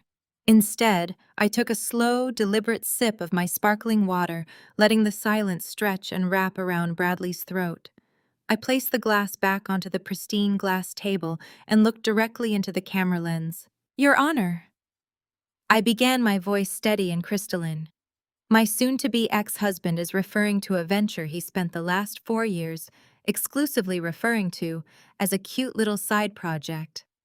He repeatedly told our friends, his colleagues, and my former in-laws, that my work was merely a domestic hobby designed to keep me pleasantly distracted while he handled the arduous burden of generating real wealth. I would like to formally request screen sharing permissions to display the exact current valuation of this little hobby. Judge Morrison granted the request with a swift nod. I tapped a single key on my laptop. The panoramic view of the Swiss Alps behind me disappeared from the main grid, replaced instantly by a highly classified, heavily redacted corporate acquisition dossier. I had Marcus prepare this specific document for maximum visual impact. The header of the contract blazed across the screen in bold, undeniable black ink. It was a finalized, legally binding acquisition agreement from a major European banking consortium based in Zurich. What you are looking at, I explained. Maintaining a perfectly clinical tone is the formal purchase agreement for an artificial intelligence risk analysis algorithm. It is a proprietary predictive modeling software designed to identify and isolate complex financial fraud. I built the architecture entirely from scratch. The consortium officially acquired the exclusive rights to this algorithm 48 hours ago. I used my cursor to highlight the final purchase price at the bottom of the digital document. The number practically vibrated through the screen, $15 million. A collective deafening gasp erupted from Bradley's video feed. Patricia, who had just recovered from her previous hysterical collapse, pressed both hands over her mouth, her eyes bulging wide enough to rival saucers.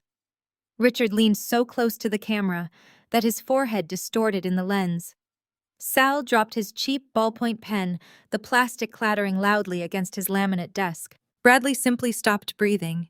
He stared at the screen, his bloodshot eyes tracking the zeros. $15 million. It was a sum that absolutely dwarfed his stolen embezzlement funds. It was a number that shattered his entire worldview, obliterating the core narrative he had constructed about my subservience and his supreme financial dominance. Before Bradley or his discount lawyer could formulate a single coherent sentence, I continued my presentation, driving the blade deeper with surgical precision. Mr. Wilson claims he provided the emotional and financial support that allowed me to develop this software, I stated, bringing up a secondary document. This is a side-by-side forensic timeline. On the left, we have the digital timestamps of every major coding breakthrough and architectural commit I made for the algorithm over the past 2 years. I paused, letting them read the dates. Then I pointed to the right side of the screen.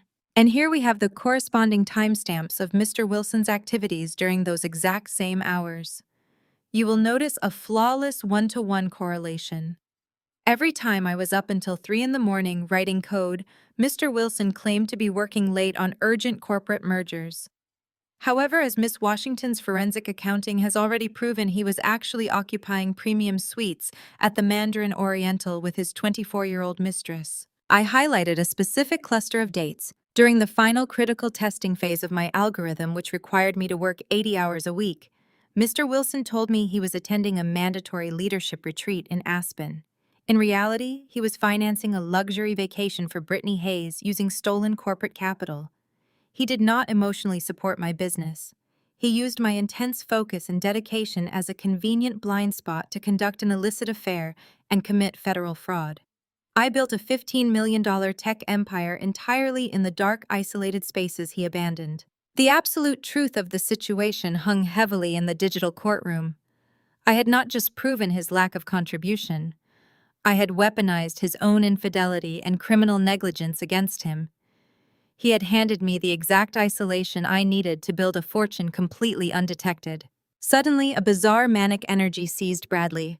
The utter humiliation of his exposed affair and the impending threat of federal prison completely evaporated from his greedy, desperate mind. His brain bypassed all logic, zeroing in entirely on the massive number flashing on the shared screen. The sheer volume of wealth instantly blinded him to the catastrophic reality of his legal peril. Bradley vaulted out of his cheap faux leather chair with explosive force. He threw his arms into the air, pumping his fists like a man who had just won the lottery. A wild, unhinged laugh tore from his throat. See, Bradley screamed at the camera, completely ignoring Sal's frantic attempts to pull him back down into his seat. I told you. That software was built during the marriage. We are in a community property dispute. Half of that is mine. $7.5 million. I am rich. You have to give me my money." He danced a pathetic, jerky circle around Sal's cramped office, completely unglued by the prospect of an unearned fortune. I calmly stopped sharing my screen, returning my face to the main grid. I did not object to his outburst. I did not look angry or intimidated by his demands. Instead, I slowly shifted my gaze to the top right corner of the monitor. I looked directly at Nia Washington, the corporate executive holding the absolute power over Bradley's stolen funds.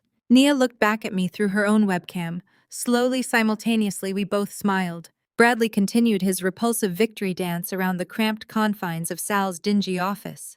He jabbed a finger at the webcam, his chest puffed out with toxic bravado, demanding his immediate payout. Patricia and Richard were suddenly weeping tears of pure joy in the background, praising their brilliant son for securing the family's salvation. Sal, the discount attorney, scrambled to pick up his fallen pen, a greasy smile stretching across his face, as he hastily began calculating his percentage of $7.5 million. They were entirely consumed by their delusions of unearned grandeur. Clara and Nia simply watched the pathetic spectacle unfold, their shared smile deepening into a portrait of absolute icy composure. We allowed them to savor their imaginary wealth for exactly 30 seconds before tearing it all down to dust. Nia cleared her throat. The sharp, authoritative sound immediately sliced through the chaotic cheering echoing from Bradley's side of the digital courtroom. She adjusted her posture, leaning slightly forward into the frame, and held up a thick, legally bound document sealed with a heavy blue ribbon. The sudden shift in her demeanor commanded absolute silence. Bradley stopped mid-celebration, his arms dropping to his sides as a fresh wave of confusion washed over his flushed face.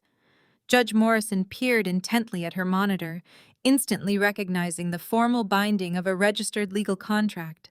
She adjusted her thick reading glasses and waited. "I believe the respondent is suffering from a severe episode of financial amnesia," Nia stated, her voice echoing with lethal precision. "Mr. Wilson is currently demanding a 50% share of Ms. Clara's intellectual property under the presumption of standard community property laws. However, that demand is fundamentally void." Nia tapped the document against her mahogany desk. "This is a fully executed, notarized post-marital agreement filed and recorded exactly 4 years ago. I have just transmitted the digital forensic copy to your secure portal, Judge Morrison. Please review the highlighted sections carefully before we proceed with this total charade." Bradley's jaw dropped. The remaining color instantly drained from his face, leaving him looking like a reanimated corpse. 4 years ago, Bradley had secured a single, moderately lucrative corporate sales contract. Intoxicated by that isolated victory, his narcissism had mutated into severe delusions of grandeur. He convinced himself he was destined to become a wealthy millionaire titan of industry. Terrified that I might eventually claim a portion of his imagined future wealth, he marched into our kitchen one Tuesday evening and threw this very document onto the granite counter. He screamed that he was done subsidizing a freeloader. He forced me to sign it explicitly, demanding that our financial futures be completely and permanently severed forever. I stared at him entirely unbothered. I remember that night perfectly. I interjected, keeping my tone deadly calm and conversational. "You stood over me, Bradley, and told me that my little hobby would never generate a single dime. You insisted that I sign the post-marital agreement immediately, specifically to ensure that you would never be financially responsible for my inevitable business failures. You wanted an ironclad legal wall protecting your massive corporate empire from my domestic incompetence. You threatened to lock me out of the house if I did not sign it right then and there. I signed it without a single moment of hesitation." Nia flipped open the heavy document, her manicured finger tracing down the dense legal text. "Let me read the specific clause Mr. Wilson had his former attorneys aggressively insert into this binding contract," Nia announced.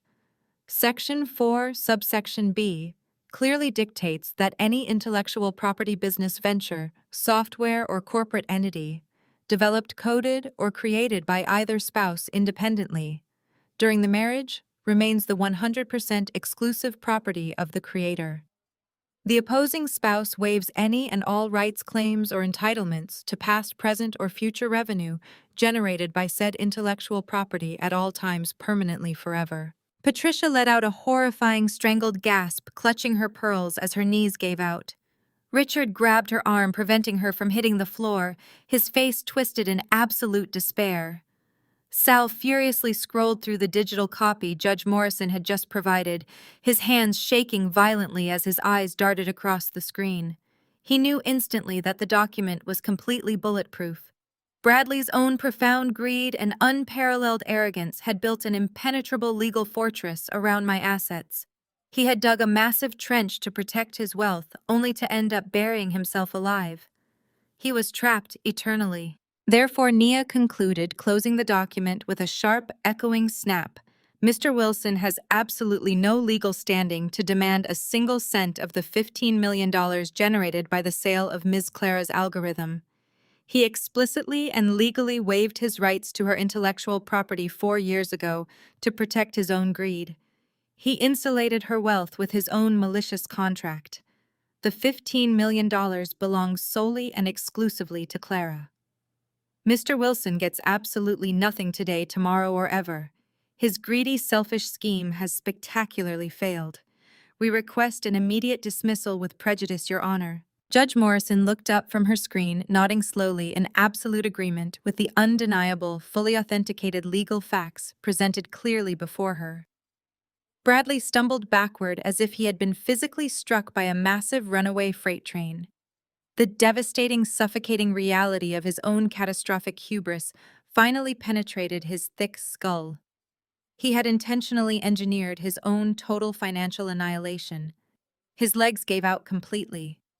He collapsed violently back into his cheap synthetic leather chair, the heavy impact nearly tipping it completely backward onto the floor.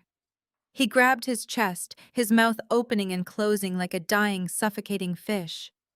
He began hyperventilating rapidly, emitting thin, desperate wheezes as the last remnants of his pathetic, arrogant empire turned into worthless ash, and his entire world went completely black. He lost absolutely everything he ever had because of his own profound stupidity today. Bradley's wheezing breaths were the only sounds in the digital mediation room. He clutched his collar, struggling to pull oxygen into his lungs. The finality of the post-nuptial agreement hung over him. He spent 4 years treating me like a disposable accessory. Now the instrument he weaponized to lock me out of his imaginary fortune had flawlessly shielded my verified wealth. Sal shifted into self-preservation mode, furiously shoving papers into his briefcase. "Your Honor," Sal announced, his voice rushed. "Given the sudden introduction of federal embezzlement charges and the undeniable validity of the post-nuptial agreement, I formally request to withdraw as Mr. Wilson's counsel immediately. I cannot represent a client under federal investigation," Bradley snapped. The raw betrayal was the final spark needed to ignite his sanity. He lunged across the desk, grabbing Sal by the lapels. "You are not going anywhere," Bradley shrieked, spit hitting the webcam lens. "You promised me a win. You promised me her money." Sal violently shoved Bradley backward. Bradley stumbled, colliding with his desk. He let out a primal roar, sweeping his arm across the surface. Binders and monitors crashed onto the floor in destruction. Patricia and Richard screamed through their video feed, begging him to calm down, but Bradley was untethered from reality. He glared into the camera, pointing a shaking finger at me. "You did this?" Bradley bellowed, his face contorted into a mask of pure hatred. "You set me up. I will destroy you, Clara. I will tear your life apart." Before he could hurl another threat, a massive sound erupted through his audio feed. Boom, boom, boom. It was a heavy pounding, so violent that it made the audio equipment distort. The sheer volume of the noise instantly silenced the room. Bradley froze, his arms suspended in the air. Patricia stopped her sobbing. Judge Morrison leaned closer to her screen, her brow furrowed in sharp concern. Boom, boom, boom. Bradley whipped his head around, staring in sheer terror at the heavy oak door behind his desk. From my vantage point, sitting comfortably in my Swiss chalet, a profound sense of satisfaction washed over me. This was the moment I had been waiting for. This was the absolute culmination of the very first move I made in this elaborate chess match. Weeks ago, while flying 30,000 feet over the Atlantic Ocean, I had opened an encrypted, untraceable email channel. I had bypassed local authorities entirely and sent a meticulously organized, heavily encrypted digital dossier directly to the Criminal Investigation Division of the Internal Revenue Service. That dossier contained everything. I handed the federal government the offshore account routing numbers, the fake charitable foundation tax returns, and the exact ledger entries proving Bradley had systematically siphoned millions of dollars to avoid federal taxation while embezzling client funds. I spoon-fed them the digital footprint of a massive multi-million-dollar fraud scheme. While Bradley spent the last 3 weeks arrogantly planning his divorce strategy and shopping for sports cars with Brittany, the federal authorities had been moving with terrifying silent velocity. They had frozen his accounts, subpoenaed his banking records, and secured federal arrest warrants. The pounding echoed a third time, followed by a muffled, booming voice vibrating through the thick wood of Bradley's office door. Federal agents opened the door immediately. Bradley's face drained of all remaining color. He looked like a man staring directly into the abyss. He stumbled backward, tripping over the debris he had just thrown onto the floor. He looked wildly around his office, seeking an escape route that did not exist. There was nowhere to run. He was cornered in his own fraudulent empire. He turned back to the webcam, his eyes wide with a manic, pleading terror. "Clara, please." He choked out, his voice cracking into a pathetic whimper. "Please tell them it is a mistake. You have to help me." I simply smiled, taking another slow sip of my sparkling water. I did not blink. I did not speak. I just watched. The heavy oak door behind Bradley suddenly splintered violently inward. A massive steel battering ram smashed through the wood, sending sharp shards flying across the office. The hinges tore free from the frame with a sickening crunch. The door crashed to the floor, and a tactical team of federal agents swarmed into the room like a dark, overwhelming tidal wave. They moved with flawless, terrifying precision. Bradley let out a high-pitched scream as 2 heavily armored agents lunged forward, grabbing him by the shoulders. They spun him around with brutal force, slamming his face directly against the drywall. "Do not resist. Keep your hands where we can see them." An agent commanded the audio, picking up the sharp, unmistakable metallic click of heavy steel handcuffs, ratcheting tightly around Bradley's wrists. Patricia screamed from her video feed, a horrifying, guttural wail as she watched her golden child forcefully pinned against the wall. Richard buried his face in his hands, completely broken. Sal had pressed himself flat against the far corner of the office, his hands raised high above his head in total surrender, desperately repeating that he was just outside counsel. Bradley pressed his cheek against the wall, weeping uncontrollably. His bespoke suit was rumpled, his arrogant demeanor completely obliterated. The federal agents began rapidly securing the room, tossing files and hard drives into evidence boxes. One of the agents, a tall man in a dark windbreaker, walked directly up to Bradley's desk. He looked down at the active laptop, his eyes scanning the Zoom grid featuring Judge Morrison, Sal, Nia, my former in-laws, and me. The agent reached forward, his large hand filling the camera lens. The last thing I saw before the video feed was violently disconnected was Bradley Wilson, stripped of his wealth, his dignity, and his freedom, crying like a broken child in the background. Then the screen cut to black. I sat in the quiet serenity of my chalet, free to begin the rest of my newly unburdened life. The silence that followed in my Swiss chalet was nothing short of magnificent. I finally closed my laptop, exhaling a deep breath I felt like I had been holding for 10 agonizing years.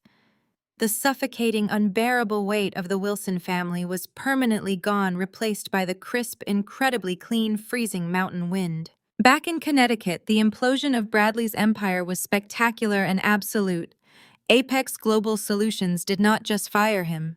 Nia Washington ensured the corporation pursued maximum federal criminal charges, leveraging the mountain of evidence I had provided. Every single bank account tied to Bradley's name was instantly frozen by the Internal Revenue Service. His luxury sports cars were impounded, and his heavily leveraged investments dissolved into thin air overnight. He went from a smug corporate executive demanding half of my $15 million to a federal inmate trading his bespoke suits for a standard-issue orange jumpsuit. But the absolute best part of the fallout was watching the catastrophic destruction of Patricia and Richard's fake aristocratic dynasty. For years, they had funded their lavish country club lifestyle using the exact same fraudulent charity Bradley had established to launder his stolen corporate capital. Once the federal agents seized Bradley's assets, the financial dominoes crushed his parents with brutal, merciless speed. Their sprawling, perfectly manicured mansion was heavily mortgaged against Bradley's now worthless corporate stock. Within weeks, the bank issued a formal foreclosure notice and legally ordered them to vacate the massive property immediately. The high society circles Patricia so desperately clung to smelled the blood in the water and reacted with characteristic ruthlessness. The elite country club permanently revoked their membership, sending a highly publicized formal letter to ensure maximum social humiliation. Women who had attended Patricia's elaborate garden parties suddenly blocked her phone number and deleted her from their prestigious contacts. When Patricia tried to show up at a charity luncheon to save face and pretend the federal indictment was a massive misunderstanding, security physically escorted her off the manicured grounds, while her former friends watched in absolute judgmental silence. Their glorious descent from high society landed them in a cramped two-bedroom apartment on the extreme opposite side of town.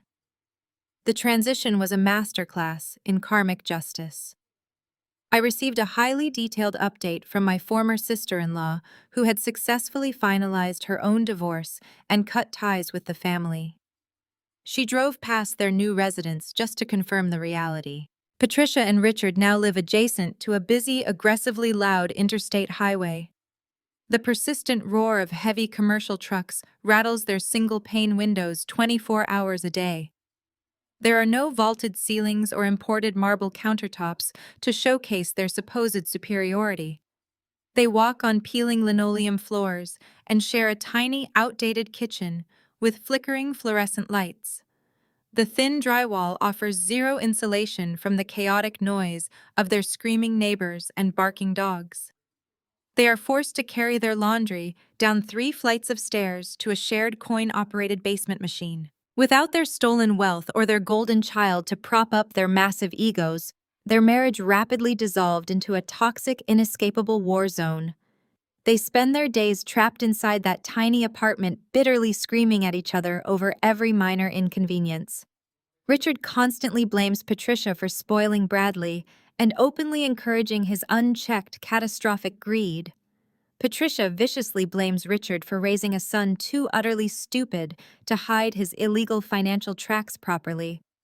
They are completely stripped of their false prestige, entirely isolated from the world, and forced to endure the miserable company of the only person they despise more than me, each other. As for Brittany Hayes, the 24-year-old mistress who thought she had secured a lifetime ticket to luxury, her reality check was equally devastating. When Bradley was arrested live on camera, Brittany panicked and immediately attempted a massive public relations pivot. She aggressively contacted a prominent national tabloid, wanting to sell a sensationalized story, portraying herself as the naive, innocent victim of a manipulative older executive. She demanded a massive 6-figure payout for an exclusive television interview, hoping to leverage the highly publicized scandal into a quick, lucrative cash grab to maintain her expensive habits. Unfortunately for Brittany, Nia and the brilliant federal investigators had already mapped every single unauthorized wire transfer down to the last penny. The $1.2 million condominium down payment and the $200,000 imported sports car were directly tied to stolen corporate escrow funds. By knowingly accepting those stolen assets to fund her lavish, unemployed lifestyle, Brittany had severely and legally compromised herself. Before she could sign the lucrative tabloid contract and cash her highly anticipated media check, stern federal authorities arrived directly at her apartment door. They did not just repossess the bright red sports car and seize the expensive diamond jewelry. They slapped Brittany with a staggering, inescapable financial penalty for her direct complicity in receiving stolen federal funds. She was legally forced to forfeit every single luxury item Bradley had ever purchased for her, leaving her with absolutely nothing but a mountain of fines. To pay off her massive mounting legal debts and actively avoid her own terrifying prison sentence, Brittany had to completely abandon her grand illusions of high society leisure. She now works 50 grueling hours a week at a discount retail clothing store situated inside a dying, depressing shopping mall. She spends her long, exhausting days folding clearance sweaters and dealing with aggressively angry customers, her once perfectly manicured hands completely destroyed by constantly unpacking heavy cardboard boxes in a dusty stockroom. The villains of my story have been thoroughly and permanently neutralized. Bradley sits in a federal holding cell staring at cold concrete walls. Patricia and Richard are trapped in squalor, mourning their shattered social status. Brittany is drowning in endless retail shifts and massive legal debt. My revenge is flawlessly complete and my new life has only just beautifully begun. The crisp, alpine air of Geneva filled my lungs, a stark contrast to the suffocating humidity of my former life. I sat on the expansive terrace of my luxury penthouse, the pristine waters of Lake Geneva, stretching out before me, reflecting the snow-capped peaks of the beautiful Alps. A few feet away, Leo giggled with pure joy. He was completely absorbed in constructing an elaborate fortress out of a new set of imported wooden blocks, perfectly oblivious to the chaos we had left behind across the Atlantic. I watched him stack the pieces. He was thriving here, free from the toxic undercurrents that had permanently poisoned Connecticut. I took a slow sip of my espresso, grounding me in the present moment. 4 months ago, I was trapped in a meticulously decorated cage.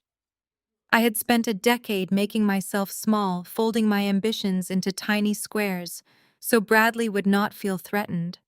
I had allowed Patricia to dictate the parameters of my existence, smiling politely while she measured my worth by my ability to host country club luncheons.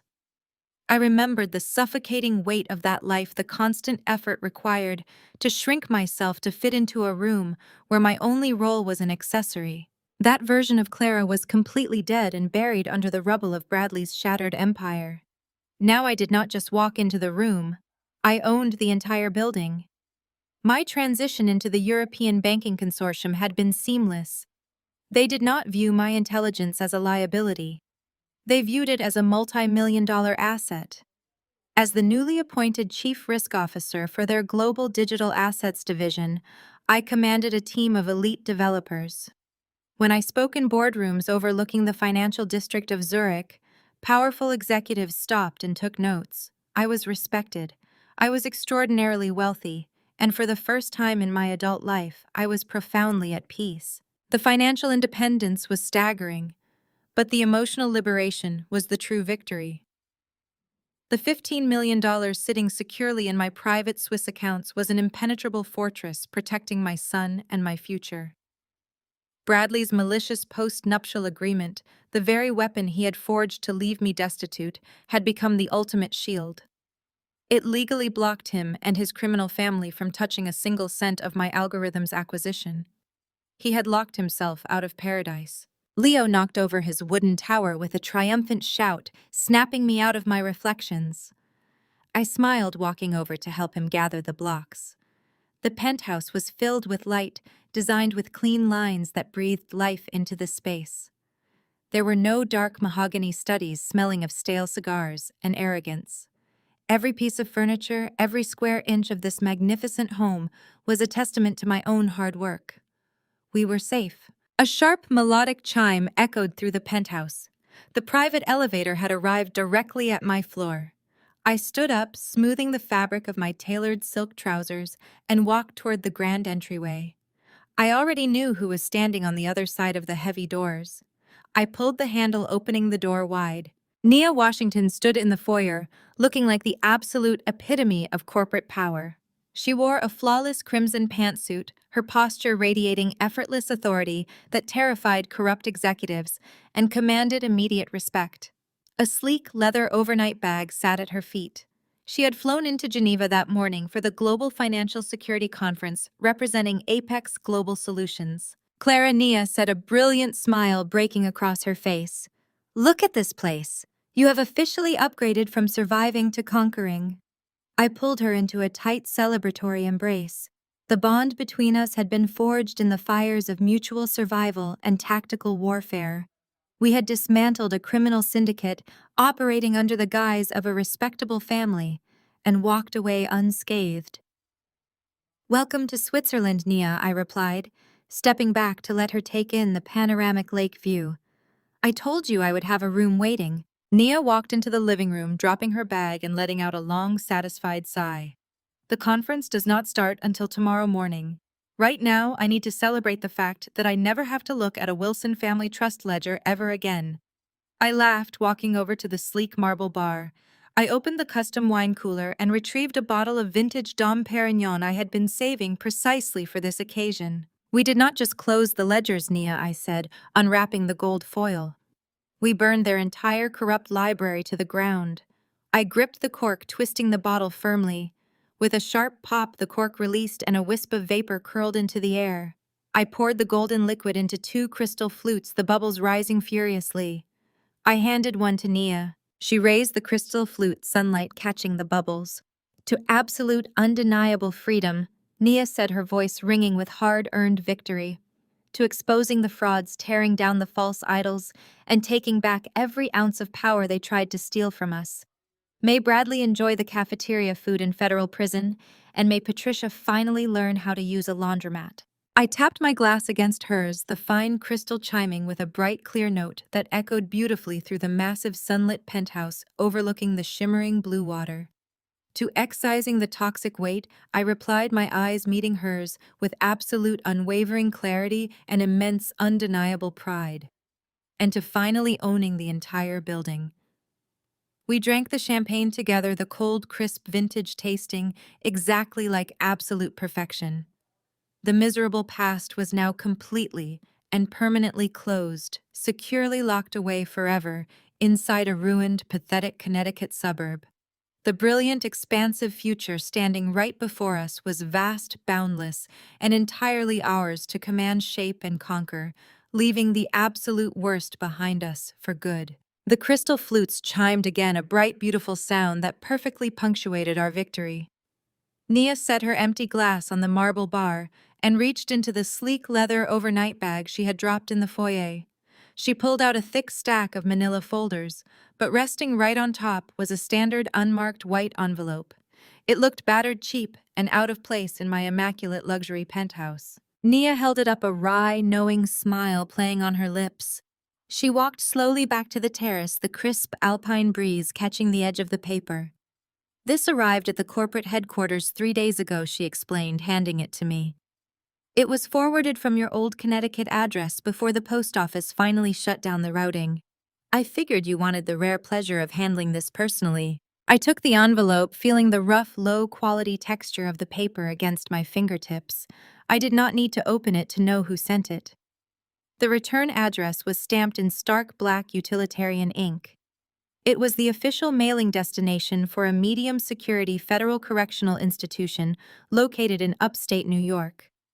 In the upper left corner, scribbled in shaky, rushed handwriting, was the name Bradley Wilson, followed by his assigned 9-digit federal inmate registration number. A profound silence settled over the balcony.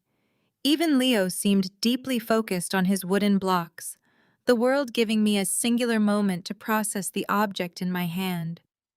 I slid my manicured thumbnail under the cheap adhesive flap, tearing it open in one smooth motion. Inside was a single sheet of lined notebook paper, crumpled at the edges and covered in frantic, uneven blue ink. I unfolded the paper, my eyes scanning the desperate scrawl. It was a masterpiece of pathetic manipulation, a perfectly structured testament to a man who possessed absolutely zero self-awareness. "Clara, please read this. I am begging you to just read this." The letter began, abandoning the arrogant, commanding tone he had weaponized against me for 4 years. "The food here is inedible. The guards treat me like an animal. I have absolutely nothing left. My parents are completely broke and Sal refuses to take my calls anymore. I am so sorry for everything I said during the mediation. I was just stressed about the company. You know how much pressure I was under." I read the words with a detached, clinical fascination. This was the exact apology I would have sacrificed my own sanity to hear just 6 months ago. I had spent years twisting myself into agonizing knots, desperately craving genuine validation or any real remorse from this man. Now, holding his frantic confessions, I felt absolutely nothing. There was no anger, no vindication, no residual sorrow. The words were completely hollow, stripped of all power and meaning. He continued his frantic groveling, leaning heavily on the very concepts he had mercilessly mocked. "We are still a family, Clara. You, me, and Leo. Family should stick together when things get hard. Please just put a few $100s in my commissary account so I can buy basic supplies. I know you have the money from the algorithm. I promise I will pay you back when I get out. Please do not abandon me here." He did not regret treating me like a disposable asset. He did not regret hiding millions of dollars or threatening to take my child. He only regretted getting caught, and he was terrified of facing the consequences of his own disastrous actions without my safety net to catch his fall. He still viewed me as a resource, a convenient bank account to fund his survival. I folded the cheap notebook paper directly in half. I did not sigh. I did not shake my head. I simply turned around and walked away from the sunlit balcony, moving across the plush carpet toward my private home office. Nia watched me go, her expression radiating quiet, absolute approval. She knew exactly what I was about to do. I stepped into the office, the room designed for executing multi-million-dollar international transactions. In the corner sat a heavy-duty industrial-grade paper shredder. I pressed the power button. The machine hummed to life with a low, hungry growl. I did not hesitate for a fraction of a second. I dropped Bradley's pathetic letter directly into the metal teeth. The sharp blades grabbed the cheap paper violently, pulling it downward, instantly obliterating his desperate apologies and frantic demands for cash. Within 3 seconds, the last artifact of my miserable past was reduced to a pile of meaningless confetti. I switched off the machine. The silence in the room was absolute perfection. I walked back out of the office, crossing the magnificent living room, and stepped back out onto the terrace. The crisp mountain wind washed over my face, carrying the fresh scent of pine and clear water. I knelt down on the pristine floor next to Leo. He looked up at me, his bright eyes shining with pure, unburdened happiness, completely untouched by the darkness we had escaped. I scooped him up into my arms, holding his warm, solid weight against my chest. He wrapped his small arms tightly around my neck, resting his head on my shoulder. I stood up, holding my son securely, and walked to the edge of the glass railing. I looked out over the breathtaking expanse of Lake Geneva, the towering snow-capped peaks of the Alps, piercing the brilliant blue sky. The world was massive, beautiful, and open. They once told me I was a failure and ordered me to pack my bags. I did exactly what they asked. I left, taking my dignity, my son, and the very foundation of their fraudulent empire with me. The best revenge isn't screaming or fighting. It's the absolute, untraceable disappearance of your presence, taking all your light and leaving them alone in the dark.